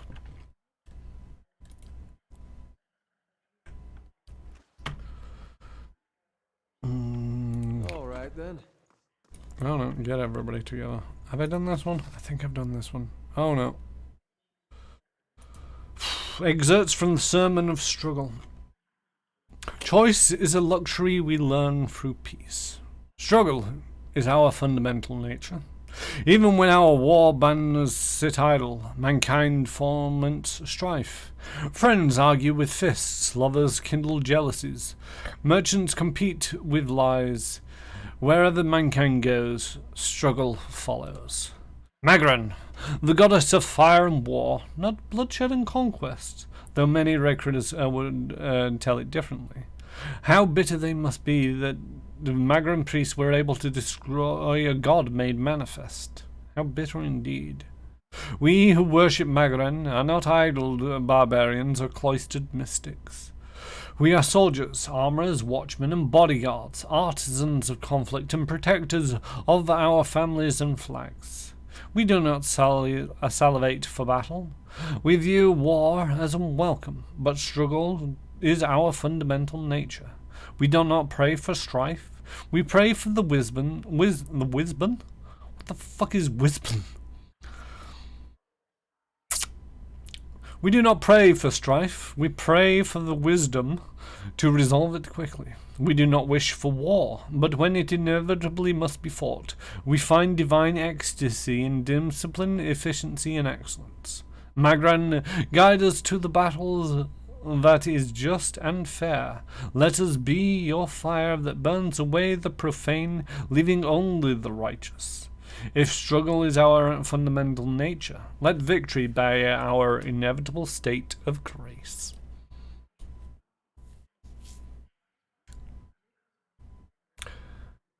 The Iraqi Calendar.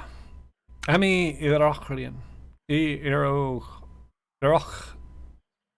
Chow? Chow. Iracho. I give up. AI. The new year. While only 150 years old, and of alien origin as well, the Iraqi Calendar is currently used throughout most of the Drywood and the surrounding areas. While the Drywood used the Adrian calendar until recently, they gave it up in favor of the Iraqi calendar.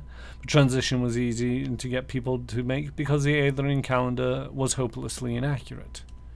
Iraqi calendar calculated that it takes the planet approximately 334 days to orbit the sun.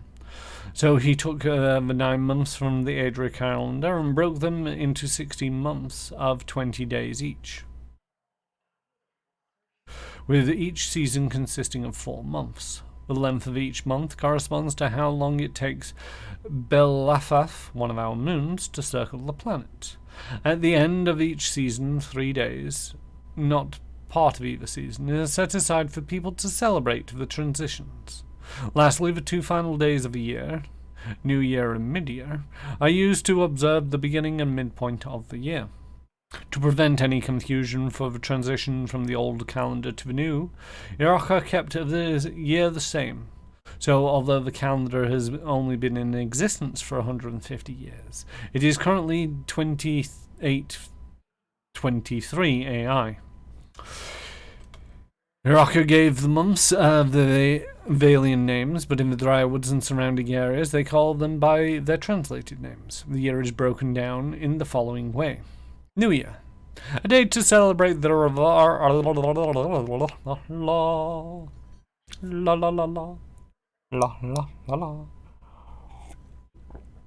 A day to celebrate Celebrate? What the fuck is a celebrate? A day to celebrate the new arrival. No, still reading it wrong. A day to celebrate. I'd be useless as a voice actor. They give me lines and I just not read them. And it's like, no, start again. No, start again.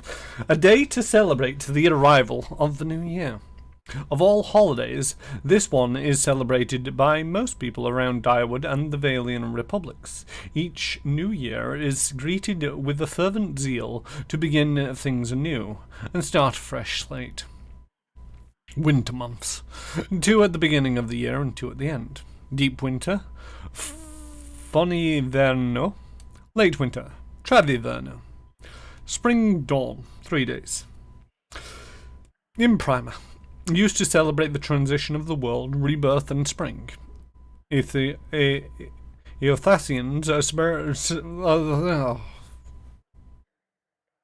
Cameron.exe has stopped working. Yep. Brain is dead. Still got an hour of this, folks. Used to celebrate. No, I've already done that line. Eothasian festivals are especially prevalent at this time, or were prior to the Saints' War. Spring months. Pre-primer, Maj primer, Fon primer, Ta primer. Summer rising, 3 days. Inestu, a period of transition from birth to growth. Many ceremonies designed to usher children into adulthood take place during summer rising. Summer months and mid-year. Early summer, Priestu, midsummer, Majestu. Middle year, a day of reflection and introspection. The first of the year is half over. People who made promises on New Year use mid-year to assess their progress and renew their oaths. Deep summer, Font Estu. Late summer, Tar Estu.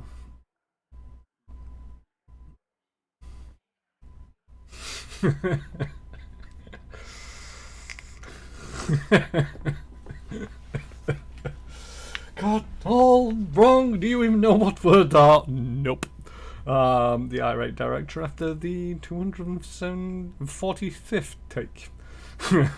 And then we've just got an emoji of a pile of gold, the sound guy that gets paid by the hour. Yeah.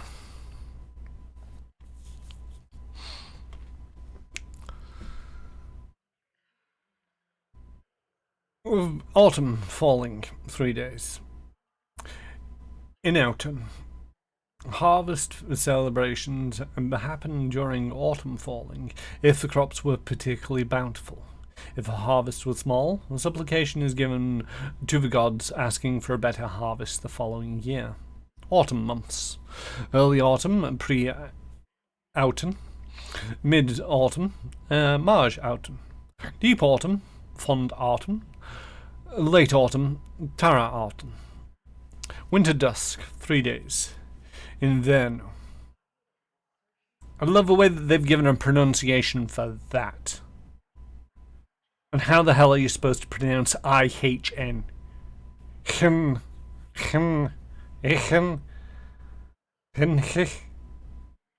Inivaro. Winter dusk is filled with celebration for lives and vigils for the dead. The world is returning to sleep. Plants die, and those still alive raise a toast to another year. Winter months. Early winter, Pre-Ivano. Midwinter, Majivano.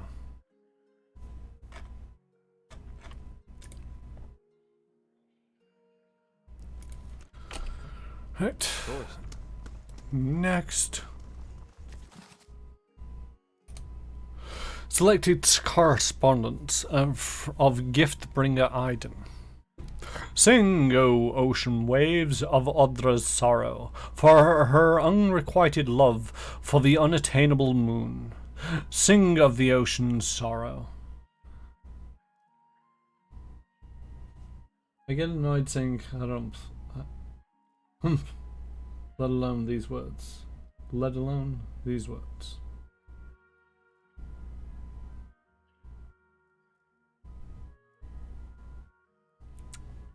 sure if Retro-Ted's trying to make poetry there, or is just pontificating. Sing of the ocean's sorrow, so that we may forget our own. Each day the tides reenact Undra's longing for the great moon. The waters reach out at high tide, yearning for the heavenly body, only to slump into low tide when the moon proves unattainable. You may ask me once why I loved Undra so dearly. How I could go from a life on dry land to a devotee of the goddess of the oceans. I sing of the ocean's sorrow, so that I may forget my own. It is Undra's message that speaks to my heart. I have devoted my life to helping others discard painful memories, for that is the gift Undra gave me. When I lost my young daughter, my wife and I were inconsolable, until the gift-bearer offered to take my toddler's toys and cast them into the deepest waters. Truth be told, I and the other gift-bearers I know have never even spoken to Andra. She is largely silent, but when she does speak, she uses floods and tidal waves instead of words. But we sing of the ocean's sorrow, so that others may forget theirs. Andra's story, the story of desire unanswered, actually matters to people like you and me. Magran cannot steer you to victory over sadness. Helia cannot force joy down a crying throat. Only Andra can give us the strength to preserve when life seems without worth. And that is the answer to your question regarding why I love my goddess so dearly. Alright. True stories of the living land. Only the hardiest explorers would dare take the long, dangerous trek to the living lands. While there is no denying its beauty, the diversity of plant life alone is a herbologist's dream. The inherent risk in blithely trekking through the pristine hills is more than most should undertake.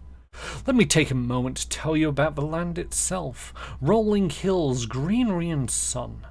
The whole area feels like a succession of hills and valleys, each with its own ecosystem. While that declaration is a tad extreme, it can almost be said to be true. The combination of sun, geographical location, proximity to fresh water, valley depth, and the existence of hot springs have given the living lands a wide breadth of flora and fauna. Walk down a hillside into a valley and you'll find lush, verdant hills. Climb the next rise and you might see nothing but rock and boiling mineral springs. And the creatures! In my travels I have seen it all, and the place never ceases to amaze me. Trolls. I will never forget my encounter with the trolls of the living lands. I had just narrowly avoided being consumed by a giant plant. More on that later. And was running as fast as I could to get away from it. I broke the crest of a hill, and the valley below was wide, green, wet, and covered with low, thick-branched trees. Vines grew everywhere, but between the trees, across the tops of them, down to the ground, was a mess of vine and green. Cautiously I worked my way down towards the basin, keeping an eye for anything suspicious, and it's a good thing I did so. I noticed that not all the trees appeared to be trees. I froze, dropping to the ground in an effort to minimize my appearance. One of the trees moved, lumbering slowly away from the cluster. Then I realized that it was a troll. Stepping out from among the group of trees it had been resting against. With a few more steps I would have walked right into their home. The camouflage these trolls exhibited far exceeded any that I had seen before. I hope to return again in the future and observe them more. Insects.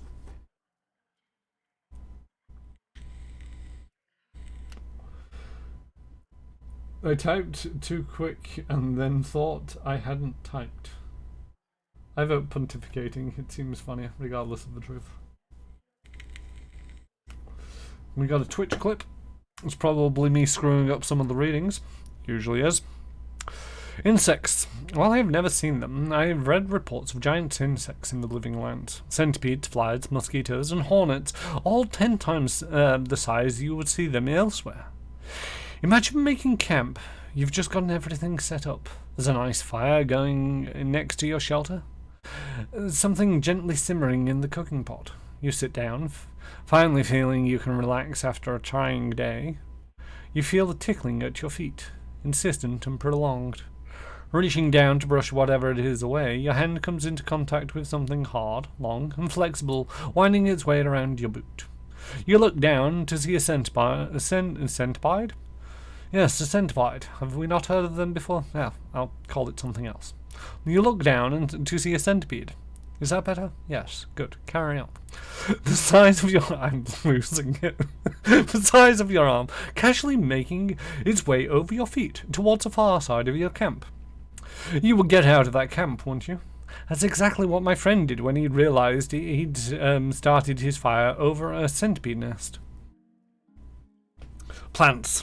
Lest we forget, do not let your guard down around the plants. I have discovered a wonderful collection of giant flowers. They were bright pink and grew in a circle around a central stalk. What an aroma! I lack the words to describe how delectable it was. Sweet, fruity, and light with just the hint of something tangy. Looking closer, I saw some berries growing from the stalk in the center of the flowers. Well, I just had to have them, so I started pushing my way through the flowers. Then the vines growing around the base of the plant began to twitch, and the blooms turned towards me. It was at that moment I saw the blooms weren't actually flowers, but hinged jaws.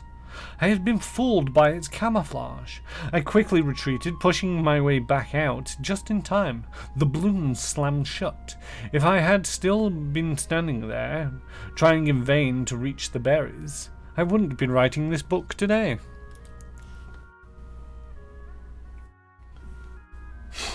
Please don't put the screen on us.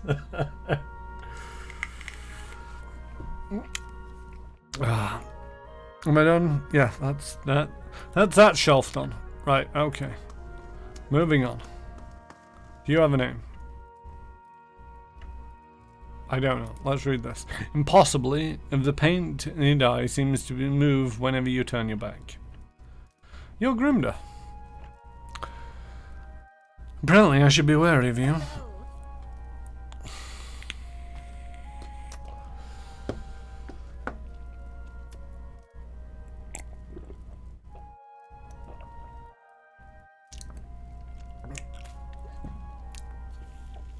I think after this game I'm going to have to switch it up again and go for a non-RPG. Not sure what I'm going to play yet. But if all of this reading reaches the end of the game, then hoo-wee, I am going to want to take a break. An elderly dwarf surveys the stacks. Her skin looks as tough and as wrinkled as a walnut. Despite her stature, she manages to look down her nose at you. You're welcome to look around, but let the priests and scriveners continue their search. She shoots the nearest robed figure a withering glare. You wouldn't do to give them any other excuses. What are they looking for? Maybe I could find it. She sizes you up, strokes her chin. Could you now? She scowls at the robed priest again. You certainly couldn't do worse than this lot, anyway. Thieves made off with an ancient scroll of Whale. They intended to blaspheme by selling it to that which should remain hidden, a secret of 100 visions. A wiry eyebrow arches over her spectacles. The guards caught one of them, but were overzealous in their interrogations. All they could piece together was something about a farmhouse and the road to Dryford. Track down the thieves. I care not what you do with them, but bring back the scroll. Whale rewards the persistency, and so do I. An ancient scroll of Whale? A fine prize. I mean, a worthy task. What else do you need? Tell me about yourself. I am the High Archivist of our Halls of Revealed Mysteries. She coughs loudly into her fist. And I am far too old. I am too old and too busy to be bothered with inane questions. Even just one or two? I'd like to know more about Whale. Her smile reveals a row of crooked teeth. That's the rub, is it? Whale is a god of things hidden and revealed. The more of the hundred visions one sees, the more one has yet to discover. Though we often call Whale he who sees and is not seen, it is neither male nor female. To assign any definitive characteristics to Whale is to miss another essential part of its divinity. The 100 Visions? A term of reverence of Whale's many revelations. Despite the name, they are infinite. Each epiphany leads to yet another enigma. And I thought I was busy. I had questions about the missing scroll. Seems odd that a few burglars managed to steal from a place like this. Grimda huffs and squares her shoulders. Some secrets Whale keeps even from me. What's so special about this scroll? Whale's a god of secrets. If I told you that, I'd cheapen it, wouldn't I? She cackles. It's a parabel, the kind that nourishes the inquisitive mind and poisons the foolish. Tell me what you know about the thieves. Very little, except they were foolish to believe they could steal from the god of secrets. That, and they were fleeing to a farmhouse. How should I handle the thieves? However you can, kill them, rob them, leave them, it makes no difference to me. She waves her hand and smiles grimly. I'll consider it one of Whale's mysteries. I'll return with the scroll. Pretty sure somebody wanted to be here.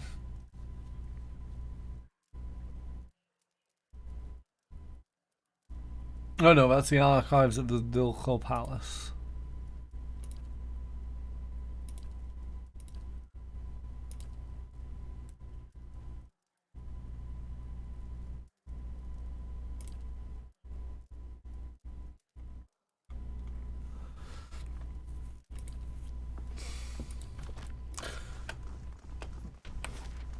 I suggest some generic first person so you can shut off the I read words good part of your brain for a few weeks. Maybe. I've got a list of games that I want to go through, and if the problem is I don't do generic first person shooters very well. I tend to prefer the ones that have a bit of story about them. You know, when I say a bit of story about them, I'm talking, I could be playing Doom Eternal and I could be playing The Outer Worlds. I prefer to play The Outer Worlds on stream, but again, that's going straight back to a lot more reading. Doom Eternal wouldn't have to say anything for quite a while, but I'd probably end up, one, getting bored of not saying much for 3 hours. I mean, I can still talk. I can talk gibberish about whatever I feel like. You're a commoner. Do you have a name? Dalton.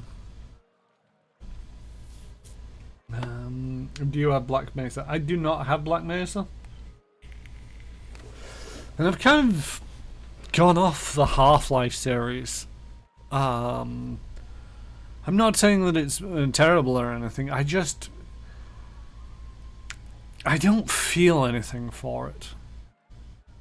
You know, it's a first-person shooter for the sake of it. This is one of the reasons why I don't do many first-person shooters in the first place. They're all pretty much the same. Run over there, pick up this weapon, shoot these people, win. Ta-da! I get the skill and accuracy and the whole part of that involved, and I don't mind it when it's a co-op game. You know, Left 4 Dead, Payday, that kind of thing. But just playing a first-person shooter, there's not many of them that I feel that I get deep into. Borderlands was the last one that I completed. Borderlands 2, actually. was the last one I completed. It was about 2 years ago now. And even that has a fair bit of narrative to it. It's not very good narrative. It's hilariously cheesy at places. But it's narrative. The elderly man paces back and forth, taking short, hobbling steps. His gaze is distant, and beneath it are dark rings of many restless nights. He appears to be having a conversation with someone who isn't there. And the way you fought, cutting down 2 at a time. We share quite a victory, you and I. Who are you talking to? The man looks up, startled. Oh, by the flame, for just a moment I thought I heard her. He puts a hand on his chest, catching his breath. What troubles you? Just the memories of my youth in the Northwatch Ranges. Trials and adventures from a lifetime ago. He shakes his head. Of late, the memory of lost battles and fallen friends have been especially vivid. Tell me about these memories. It's been nearly 60 years. We were known throughout the Drywood then. We thought we'd adventure together forever, collecting coppers and inspiring songs. The wrinkles around his eyes dimple, until we faced the Heilig of Thine.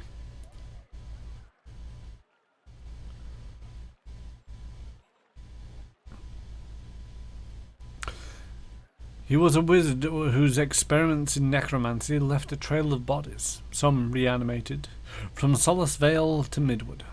We tracked him down as he fled towards the Valian republics, catching him just west of the Lake of Drowned Tombs.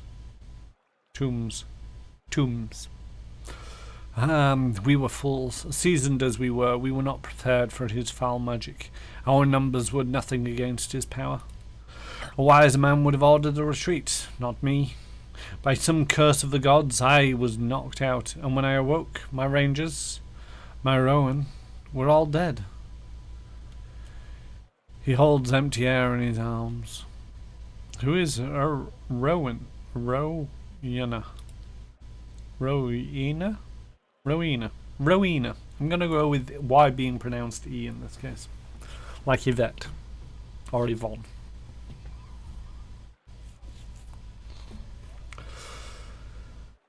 My friend, my comrade in arms, and my love, we planned to adventure together until we grow old enough to settle down and enjoy our fortunes. Young as we were, we couldn't imagine anything would tear us apart.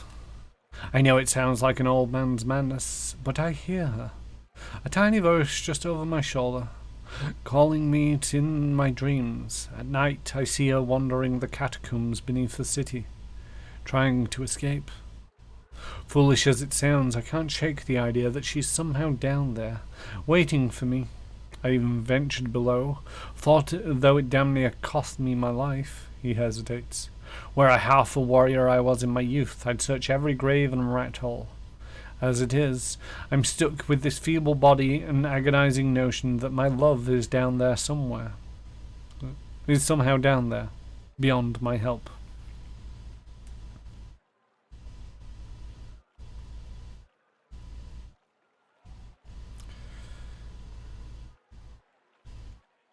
I'll search the catacombs for signs of a Rowena. Tears spring to the old man's eyes. There's an entrance just southwest of here, on the other side of the canal. He sniffs and wipes his eyes. You are truly a gift from the gods. If there's anything you can find of her.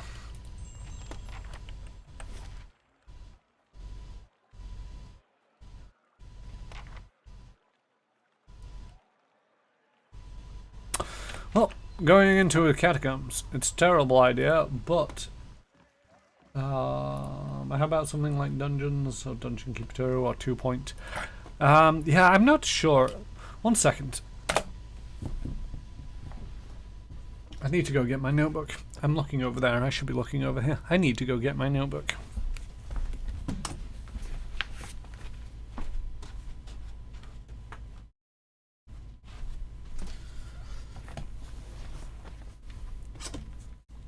I got a fancy notebook.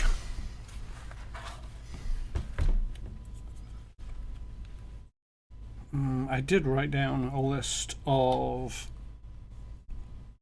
things.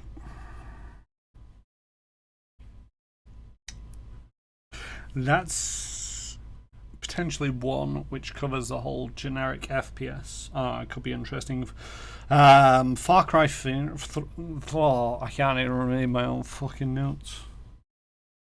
Far Cry 3 and the Blood Dragon, Far Cry Blood Dragon. Played Far Cry 3. I played a little bit of Far Cry 3. Not bad.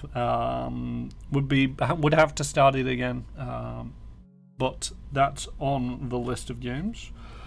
I'm currently playing Pillars of Eternity, so that one can actually come out on the list at some point. There's a lot of reading. Pillars of Eternity 2, Pathfinder Wrath of the Righteous, Baldur's Gate 3, when finished, Solastar, The Crown of the Magistrate. Not sure if I'm going to play that one, actually. I need to think about it a little bit more, but I feel that I'm not going to at this stage. Divinity Original Sin, Divinity Original Sin 2, again, two of the games that are a lot of long duration and a lot of talking. Fallout 4, Skyrim, The Elder Scrolls Skyrim, again, two very long ones. Prey is in there, that's already being played. Go Resident Evil 7 and 8. I'm playing Resident Evil 7 off stream, occasionally on the Discord. Need to pick that back up before too long. But these and Bioshock Trilogy and Alien Isolation are actually probably going to be on my more Friday streams, where I have the Peanut Gallery. Mass Effect Legendary Edition, if I can get it on sale at a cheap enough price that I don't mind paying for. Could be a fair amount of talking in that though, so a little bit hit and miss on there, but a lot of it is voice acted, so again, might not be too bad. There's Battletech, which could be interesting. Yakuza Like a Dragon and Mutant Year Zero, which is a turn-based tactical game where Emmy has a lot of voice acting, so it should cover that. Yeah, I don't actually own the Legendary Edition just yet, but it's one of them where it's kind of on my list to be keeping an eye out on. Far Cry could be interesting. I mean, you play 3, you also cover 4, 5, and 6s. I don't think they changed anything. Not quite true there, my cat, but at the same token, the Ubisoft has very much gone down the concept of we have formulas that which work, which are Assassin's Creed, Far Cry, any of the Tom Clancy games. They've broken apart with the Tom Clancy games. You know, you've got the open world ones where you run into missions and everything like that, and it's very loot based. Then you've got the sort of like open world ones that aren't so much loot based. There's Division and there's the rest of them. As far as I'm aware, I think they've also divided it down a little bit further than that. But Ubisoft are very much sort of like they have their cookie cutter approach, and it all works. Wildlands, Division, and Siege. Yes, there we go. Not bad series of games. You know, Ubisoft know what they're doing. It's just they don't do anything else, in my humble opinion. So, you know, with Far Cry, they do change facets of these things. And when I say facets, I don't just mean the plot and where you are and the rest of it. No, that's a narrative. The facets of the mechanics is, so I remember watching somebody playing Far Cry 6 not too long ago, because it's fairly new out. And one of the aspects of that is that the enemies are now very much leveled, and so you can't just go anywhere on the map and expect to win and overcome that area, because you will be fighting at a disadvantage because they have a lot more health than you can currently damage. So you do have to build up to that kind of thing. But at the same token, as far as I can make out, they also did away with the watchtower scheming of things. I think they got rid of that in 5, if I'm not mistaken, which is a facet from 1 and 2. Not 1 and 2, 3 and 4.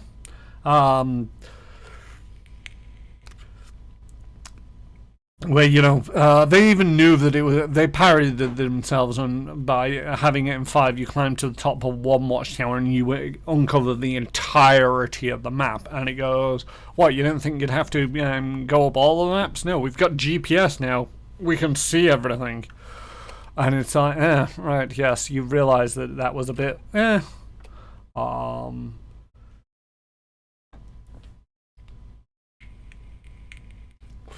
But yeah, it's on the list. It might happen. It might be Mass Effect. I might actually start putting a little bit more of the sort of like, because you mentioned Dungeons, Dungeon Keeper, and 2 Point Hospital. I've called them... Dungeons isn't bad, but it's no Dungeon Keeper, and I think I miss that it's not Dungeon Keeper. And so it's not good enough. It's good, but it's not good enough, if you ask me. And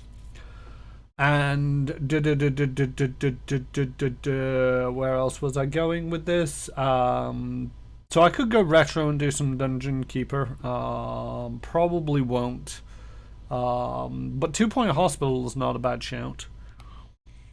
My only problem with any game like 2 Point Hospital is it suffers from the always starting again issue, where you go to a new map and you're starting again.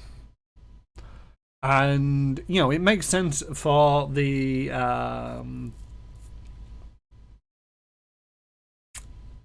layout of it and the narrative and the mechanic of the game is like you succeed at one hospital, you move on to the next one, and there's a different set of challenges.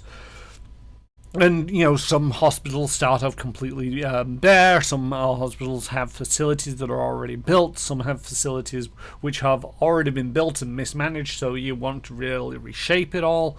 But at the same token, you start up a new level, you have to look at it, you have to figure out what you're missing, what you need, what to put in, where to put it, how best to make use of the space available, and it just gets a little bit long in the tooth. It's not too bad at restarting, every couple of days or so a level and enjoying the long game of it all. But at the same token, when you're just going through the levels, it's like, I've reached the start of another level. Do I really want to be doing this? And it's a bit of a shame, one of my favourite series, Roller Coaster Tycoon, suffered from exactly the same problem. I love that game and I'll still play it even to this day at times, but at the same token, it's got that thing of sort of like, I have to start park and I'll do it once, maybe twice, and then put down the game all over again because, no, I just can't I can't restart it every single couple of hours when I complete one objective. Far Cry Primal, or whatever it was, whatever the caveman one was called, it was Primal, I believe. Might be a good one. Could be interesting, not really my scene. I don't currently own it, I don't think. Don't tell Krifu this, but I'm terrible when it comes to the Far Cry series. I don't know why, but I have a complete mental block on which ones I own and which ones I don't. J-Station 64. When Far Cry 6 came out, we were discussing Far Cry, and it's like, 6 is Far Cry 3 is one of my favourite Far Cry games. It all, started feeling a bit samey after that, but it's really good, Far Cry 3, and it's like, I've never played it. Not even sure if I own... never played it, don't think I got that one. And then I looked at my Steam library and, whoa, there we go. Far Cry 3 is already there. I don't have Blood Dragon. I don't have Primal, though. Let's go into these catacombs. I should possibly...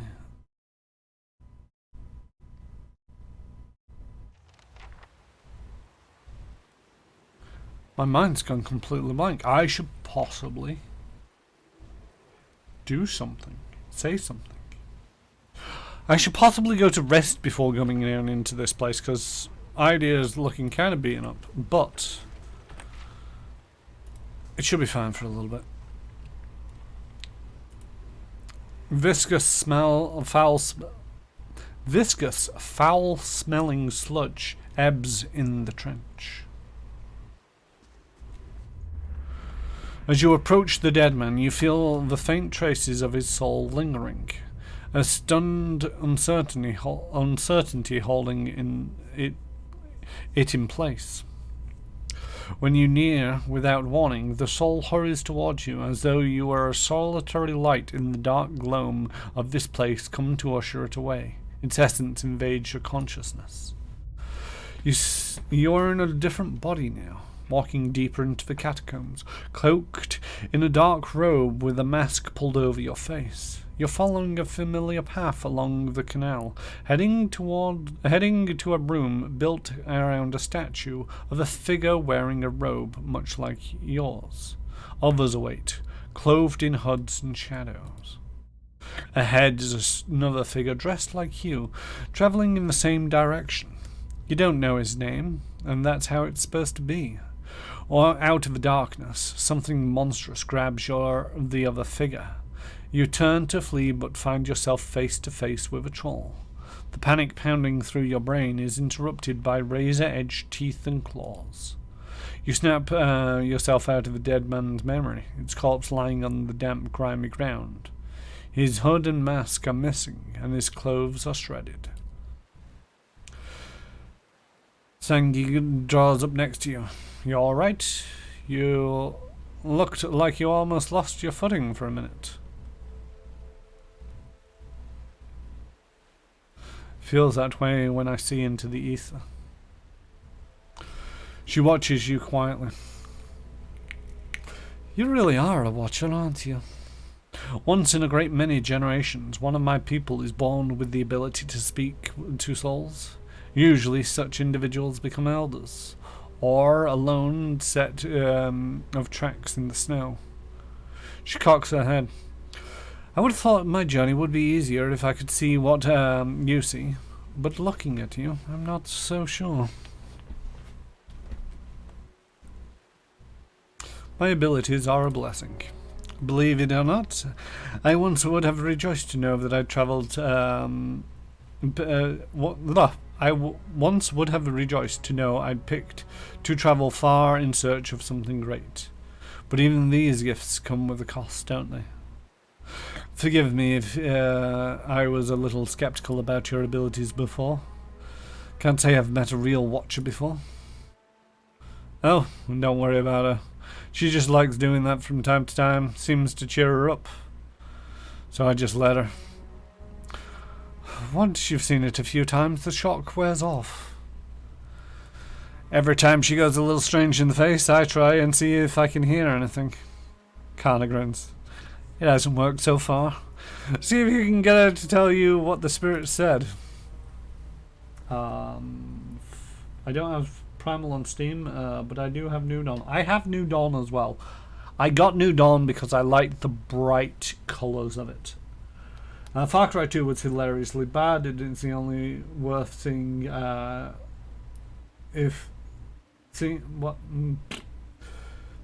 Far Cry 2 was hilariously bad, and is only worth seeing the jam and failure animations for weapons.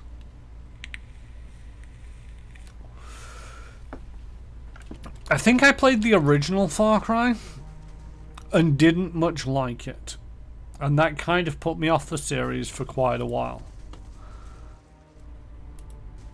And since then Oh, there's a troll.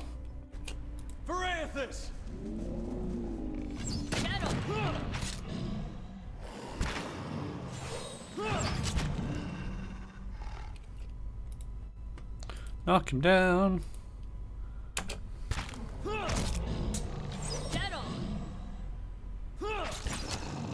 That's not very helpful. Yeah, we played the original Far Cry and it was brutal. Camouflage was not a thing that you could take advantage of.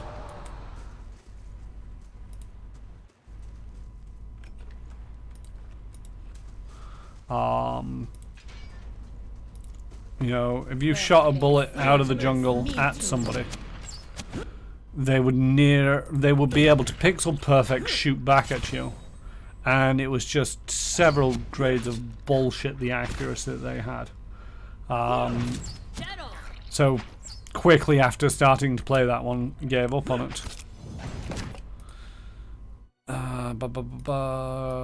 Chanter spells. Hey.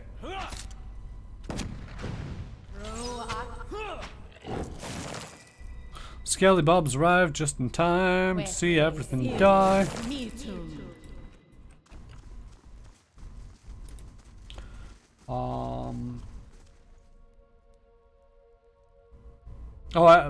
You're looking at mine. Okay, you don't have you don't have Primal on Steam, but you do have New Dawn. Yeah, I know. Then I'm so like, oh, I've got New Dawn. Duh. Yeah, of course I do. Bum bum bum bum bum bum bum. I'm trying to find the one that I'm on. I think I'm on one of these, or I should be on one of these, and I'm not entirely sure what I wrote. I have a feeling I know what I wrote, but I'm not gonna say it just in case I'm wrong. Leave it to me. I have them. You're not getting through me. That's it.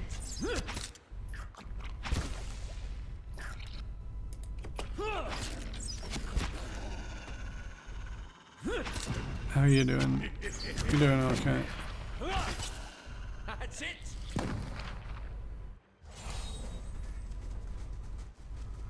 Yeah, man.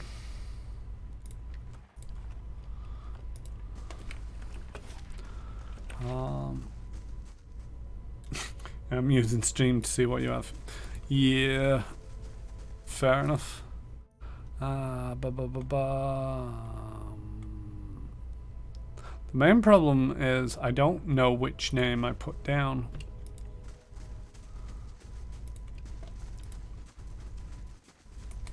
For the Kickstarter.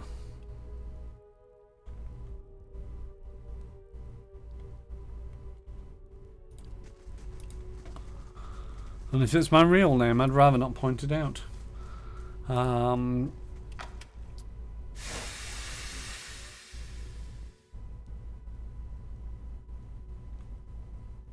Whoops. Amulet of Health, plus 15 max endurance. And a Peridot.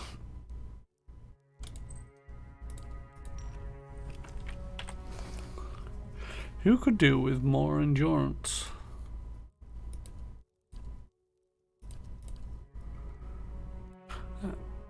What do you have? What do you have, Ranjanek? Do you have... Oh yeah, it replaces that of will. 61, 38. Okay, you get that. And you get this. Have some more endurance. And you get that.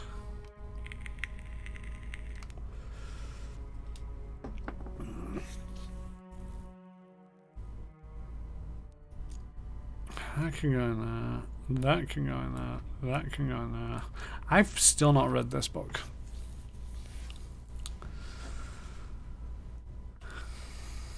Mirrored image, rolling flame, and conceal hearts of corrosive siphon, as well as crackling bolt.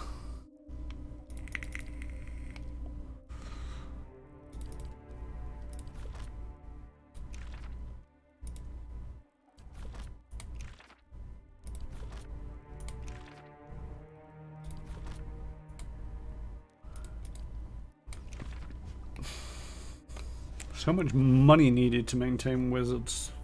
It's always one of them banes of sort of like, wizards are great because you can have as many spells as you can remember. You know, every spell in the game.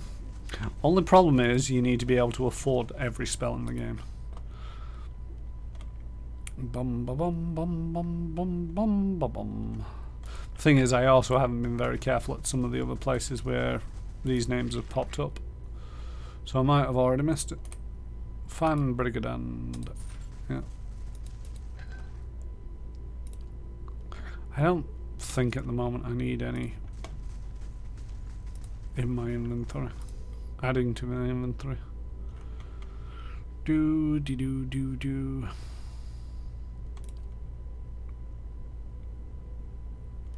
H.G. Wells. I told you so, you damn fools. Doran the Dim and Doran the Demon.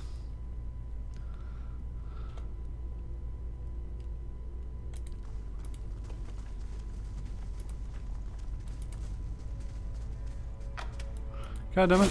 Run away! My blood burns.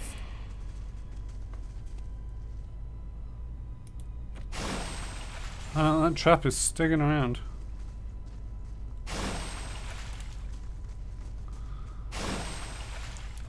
Stand at a distance and watch it.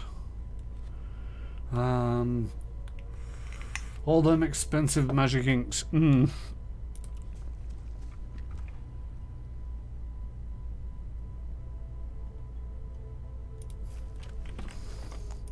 you really have terrible armor? No, you don't have terrible armor.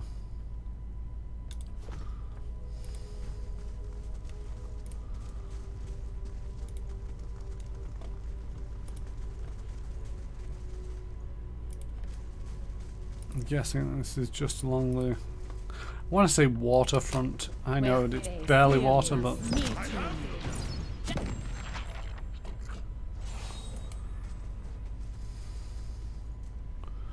Bidoo. Jasper. Some more ooze stuff.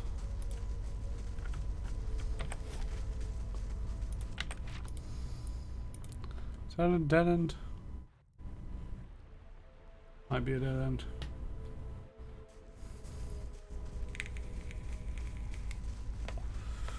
Oh no, it's not a dead end, it's just the edge of vision. You're not getting through me. You're not getting through me. You're not getting through. Do do do do do do do do do do do do do. Boom.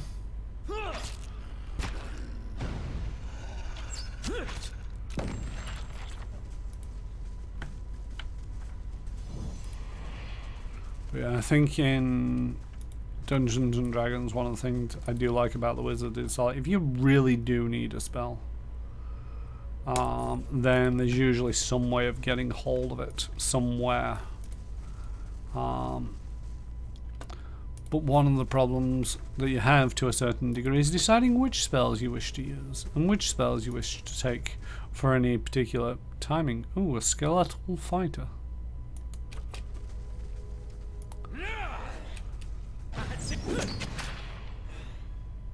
Varathis!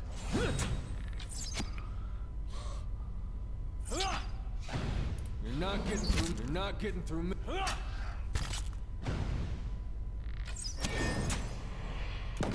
Thank you for finally shooting him.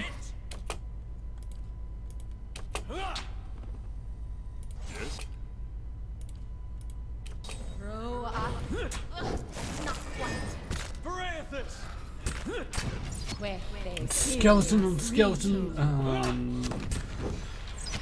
Anyway, I'm gonna head off. Feeling a bit rough now. I'm still gonna get some sleep for tomorrow. Alright, you take care, my cat. Just as a reminder, there is no Peanut Gallery tomorrow because I am over on Manapot Studios, where I will be playing a game of Tales from the Loop by... Why is there a skeletal wizard? Seems like a terrible idea.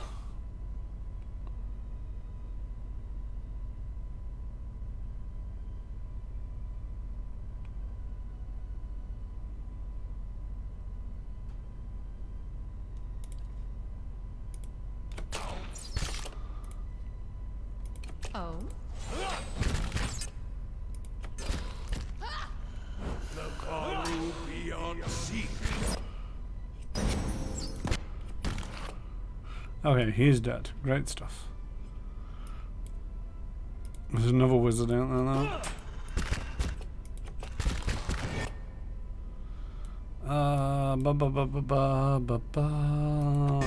Run away either. Switch to the sword, kill that guy. I've fallen down. That's not a pleasant place to be. Summon the skeletons.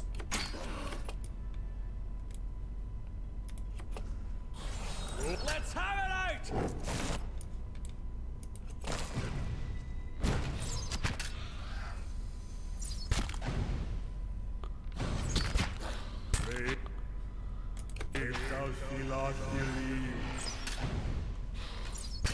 Did I die?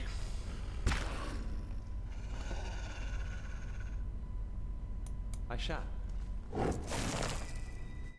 No, I got back up with 1 hit point. Hey, I think we're gonna go back to town and rest for a little while. all right then.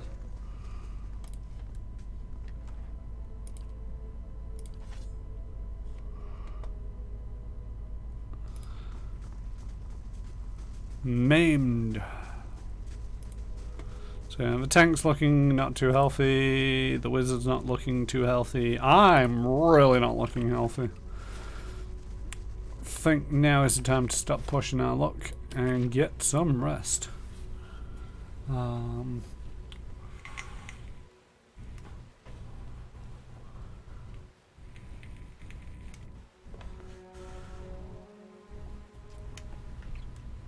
Just got another few minutes on the stream actually.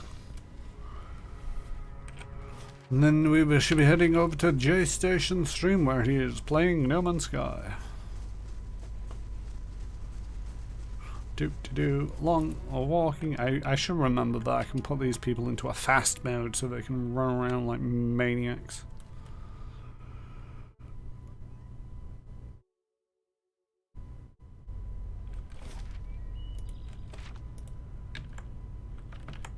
Oh no, that's slow mode. Fast mode. There we go. Over there. Run. There's a kid saying, "Come over here to me." A young boy watches the passerbys and counts a grimy handful of coins. His face and arms are smudged with dirt. But except for the grass stains, his clothes are in good condition. As you approach, he blinks and makes a quick fugitive effort to pocket his coins. The boy stares at you, his mouth hanging open. After several seconds in frozen silence, he squints and mumbles, "What's that on your head?" He snaps out of his trance but continues to watch you in fascination. "Hey miss, you want to know a secret?" He wipes his nose with a sleeve. "I know a really good secret." "Careful, I've travelled the continent and the hardest bargains still come from my 7-year-old. "Really? What is it?" He shrugs and claps his hands behind his back, kicking a loose pebble. "I just saw the folks hiding some really neat things. I could show you where, but Mum and Dad told me not to talk to strangers." His eyes slowly roll up at you. "But maybe you could help me with something. Then we wouldn't be strangers." "Help you with what?" Gordy's voice suddenly rises in pitch and tempo. "The Crucible Knights have these daggers made out of March steel. It's the best steel around, except for Durgan steel, which doesn't count because no one makes it anymore." He stops long enough to catch his breath. "Anyway, there's this merchant over by the expedition hall. He has a dagger made of real March steel." His eyes grow large and round. "He said he won't be able to sell it to me because I'm a kid, and kids don't know anything about daggers." "It's not true. I know lots about daggers. I know about different kinds of steel. I know how the Crucible Knights make them in the forge. I know the tip can pierce low gauge scale armor, and I know that's good and sharp. I know that one that's good and sharp can cut through bone. See, I know plenty about daggers, and I really, really want this one. And if you could just get it for me, I promise. I'll never ask. I'll never, ever, even ask anyone for anything ever again. In Masuk, we train our daughters with hunting knives as soon as they can talk. Many can field dress a hare before their 10th birthday. She frowns. I won't trust this kid with a butter knife.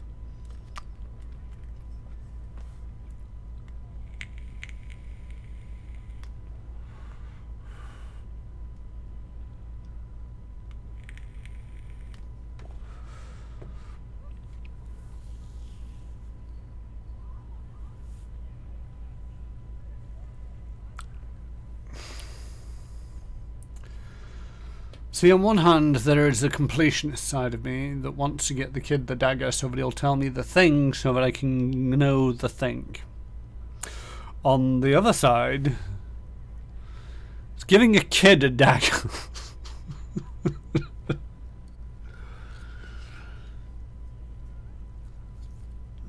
I'm sure he'll be fine. Sounds reasonable, I'll get it for you. Gordon jumps up and down, whooping and hollering. I knew a real adventurer would understand. He points to a large building. There's a big merchant over by Adameth's den who sells weapons. He's the one with the dagger. I'll wait for you right here for you. His gap-toothed grin stretches from ear to ear. Is that Admethsol? Yeah, it is Admethsol. Let's go by. Well, let's have a look at the kid's dagger. If it's far too expensive, then I'm not buying it. How do you do? I'm looking for a particular dagger made of March steel.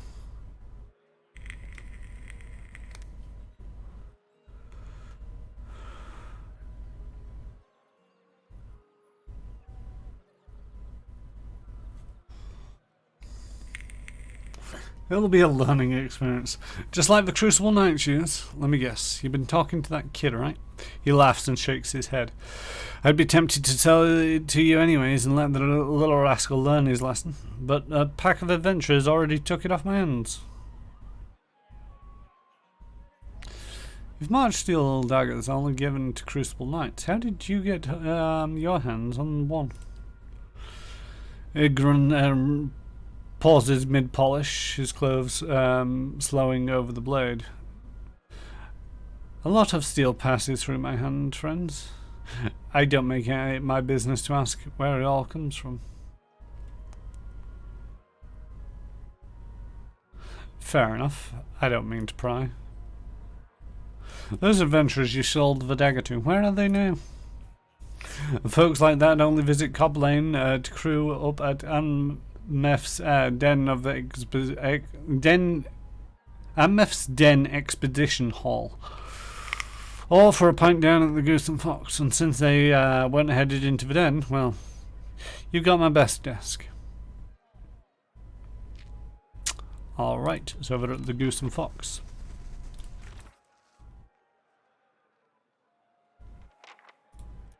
In Copper Lane. We are in Copper Lane.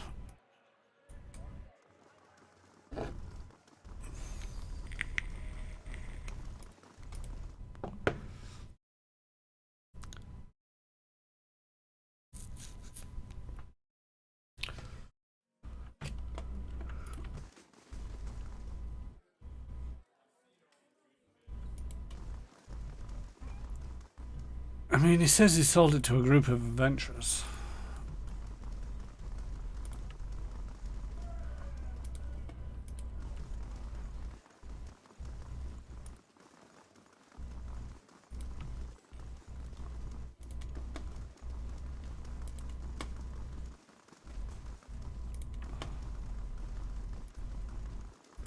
Good day, stranger.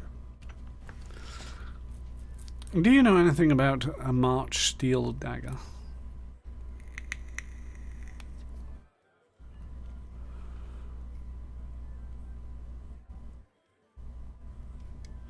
He raises an eyebrow. He raises his eyebrows. Haven't seen anything like that cross my bar, that's for sure. He thumps a smooth wood countertop. But I wouldn't wager against someone here having a blade like that. Check upstairs. I saw a group headed that way not long ago, carrying plenty of steel. Could I get a room? I'll show you what I got. Bum bum bum bum bum.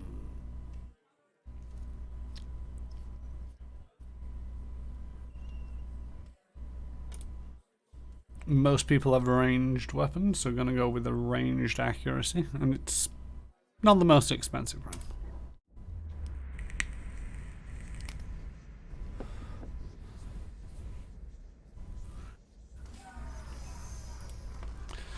Oh, the main keep has completed construction.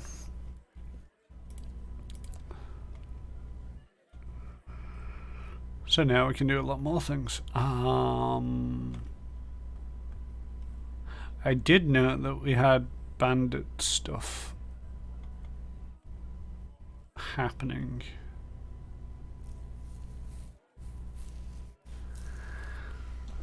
Upgrading the barracks will allow you to employ hirelings to defend your stronghold during attacks.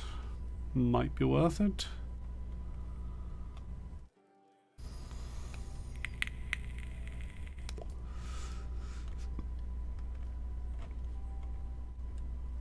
A lot of the other security stuff requires something else. You know, the Western Barbican. I mean, the Western Barbican's only 2. Go for the barracks to begin with.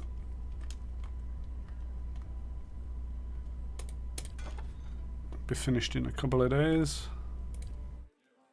You must build the barracks to recruit hirelings. Well, good job I'm building it then, isn't it?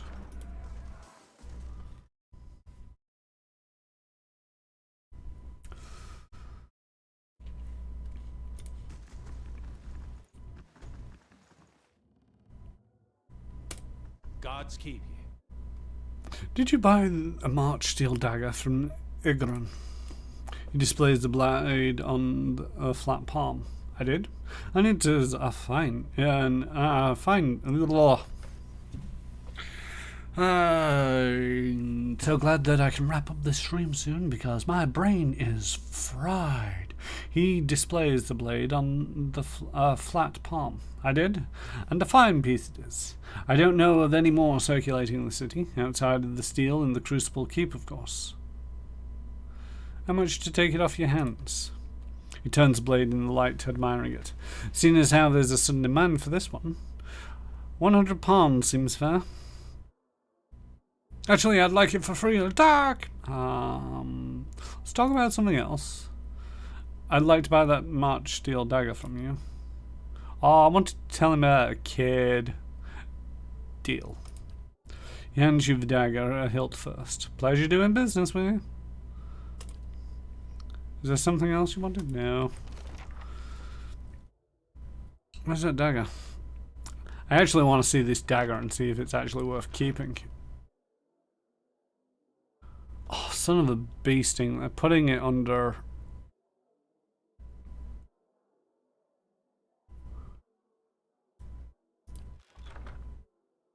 We've hidden it away under quest items. Can I see quest items in this? I can see. March steel dagger. Can I take it? I can't take it out of here, can I? Yeah, I can take everything else out.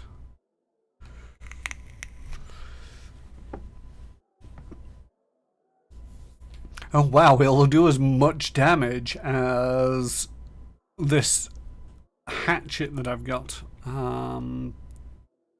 Attack speed is up, damage is up, accuracy is up. Accuracy is a bonus.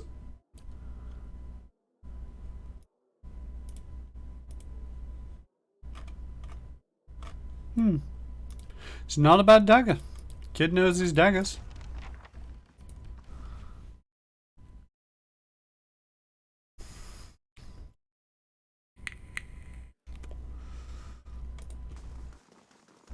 They do look so hysterical marching around at double time, or time and a half, whatever it is.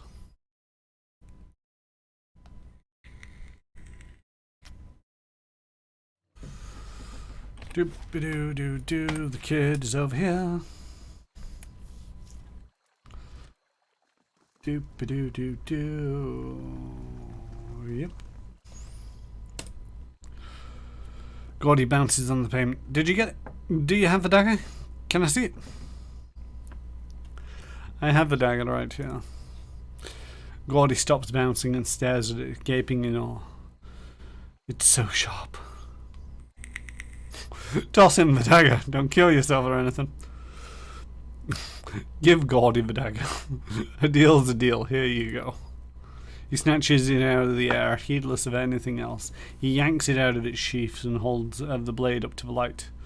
I'm going to be just like the Crucible Knights, he says, and chops the air. He flips a weapon in the air and grabs the hilt, almost slicing his palm open in the process. His eyes dart away from yours as he sheaths the dagger. So, about the secret. He puts up his hand to his mouth and whispers loudly.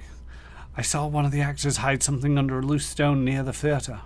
Probably nothing, not as good as Steel March Steel Dagger, though. Thank you for telling me, Gordy. Bye.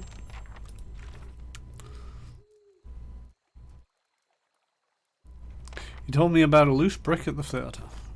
I think the theatre is in another district, because that's not a theatre and that's not a theatre. But anyway, back to my catacomb. She's down over here somewhere. Alright.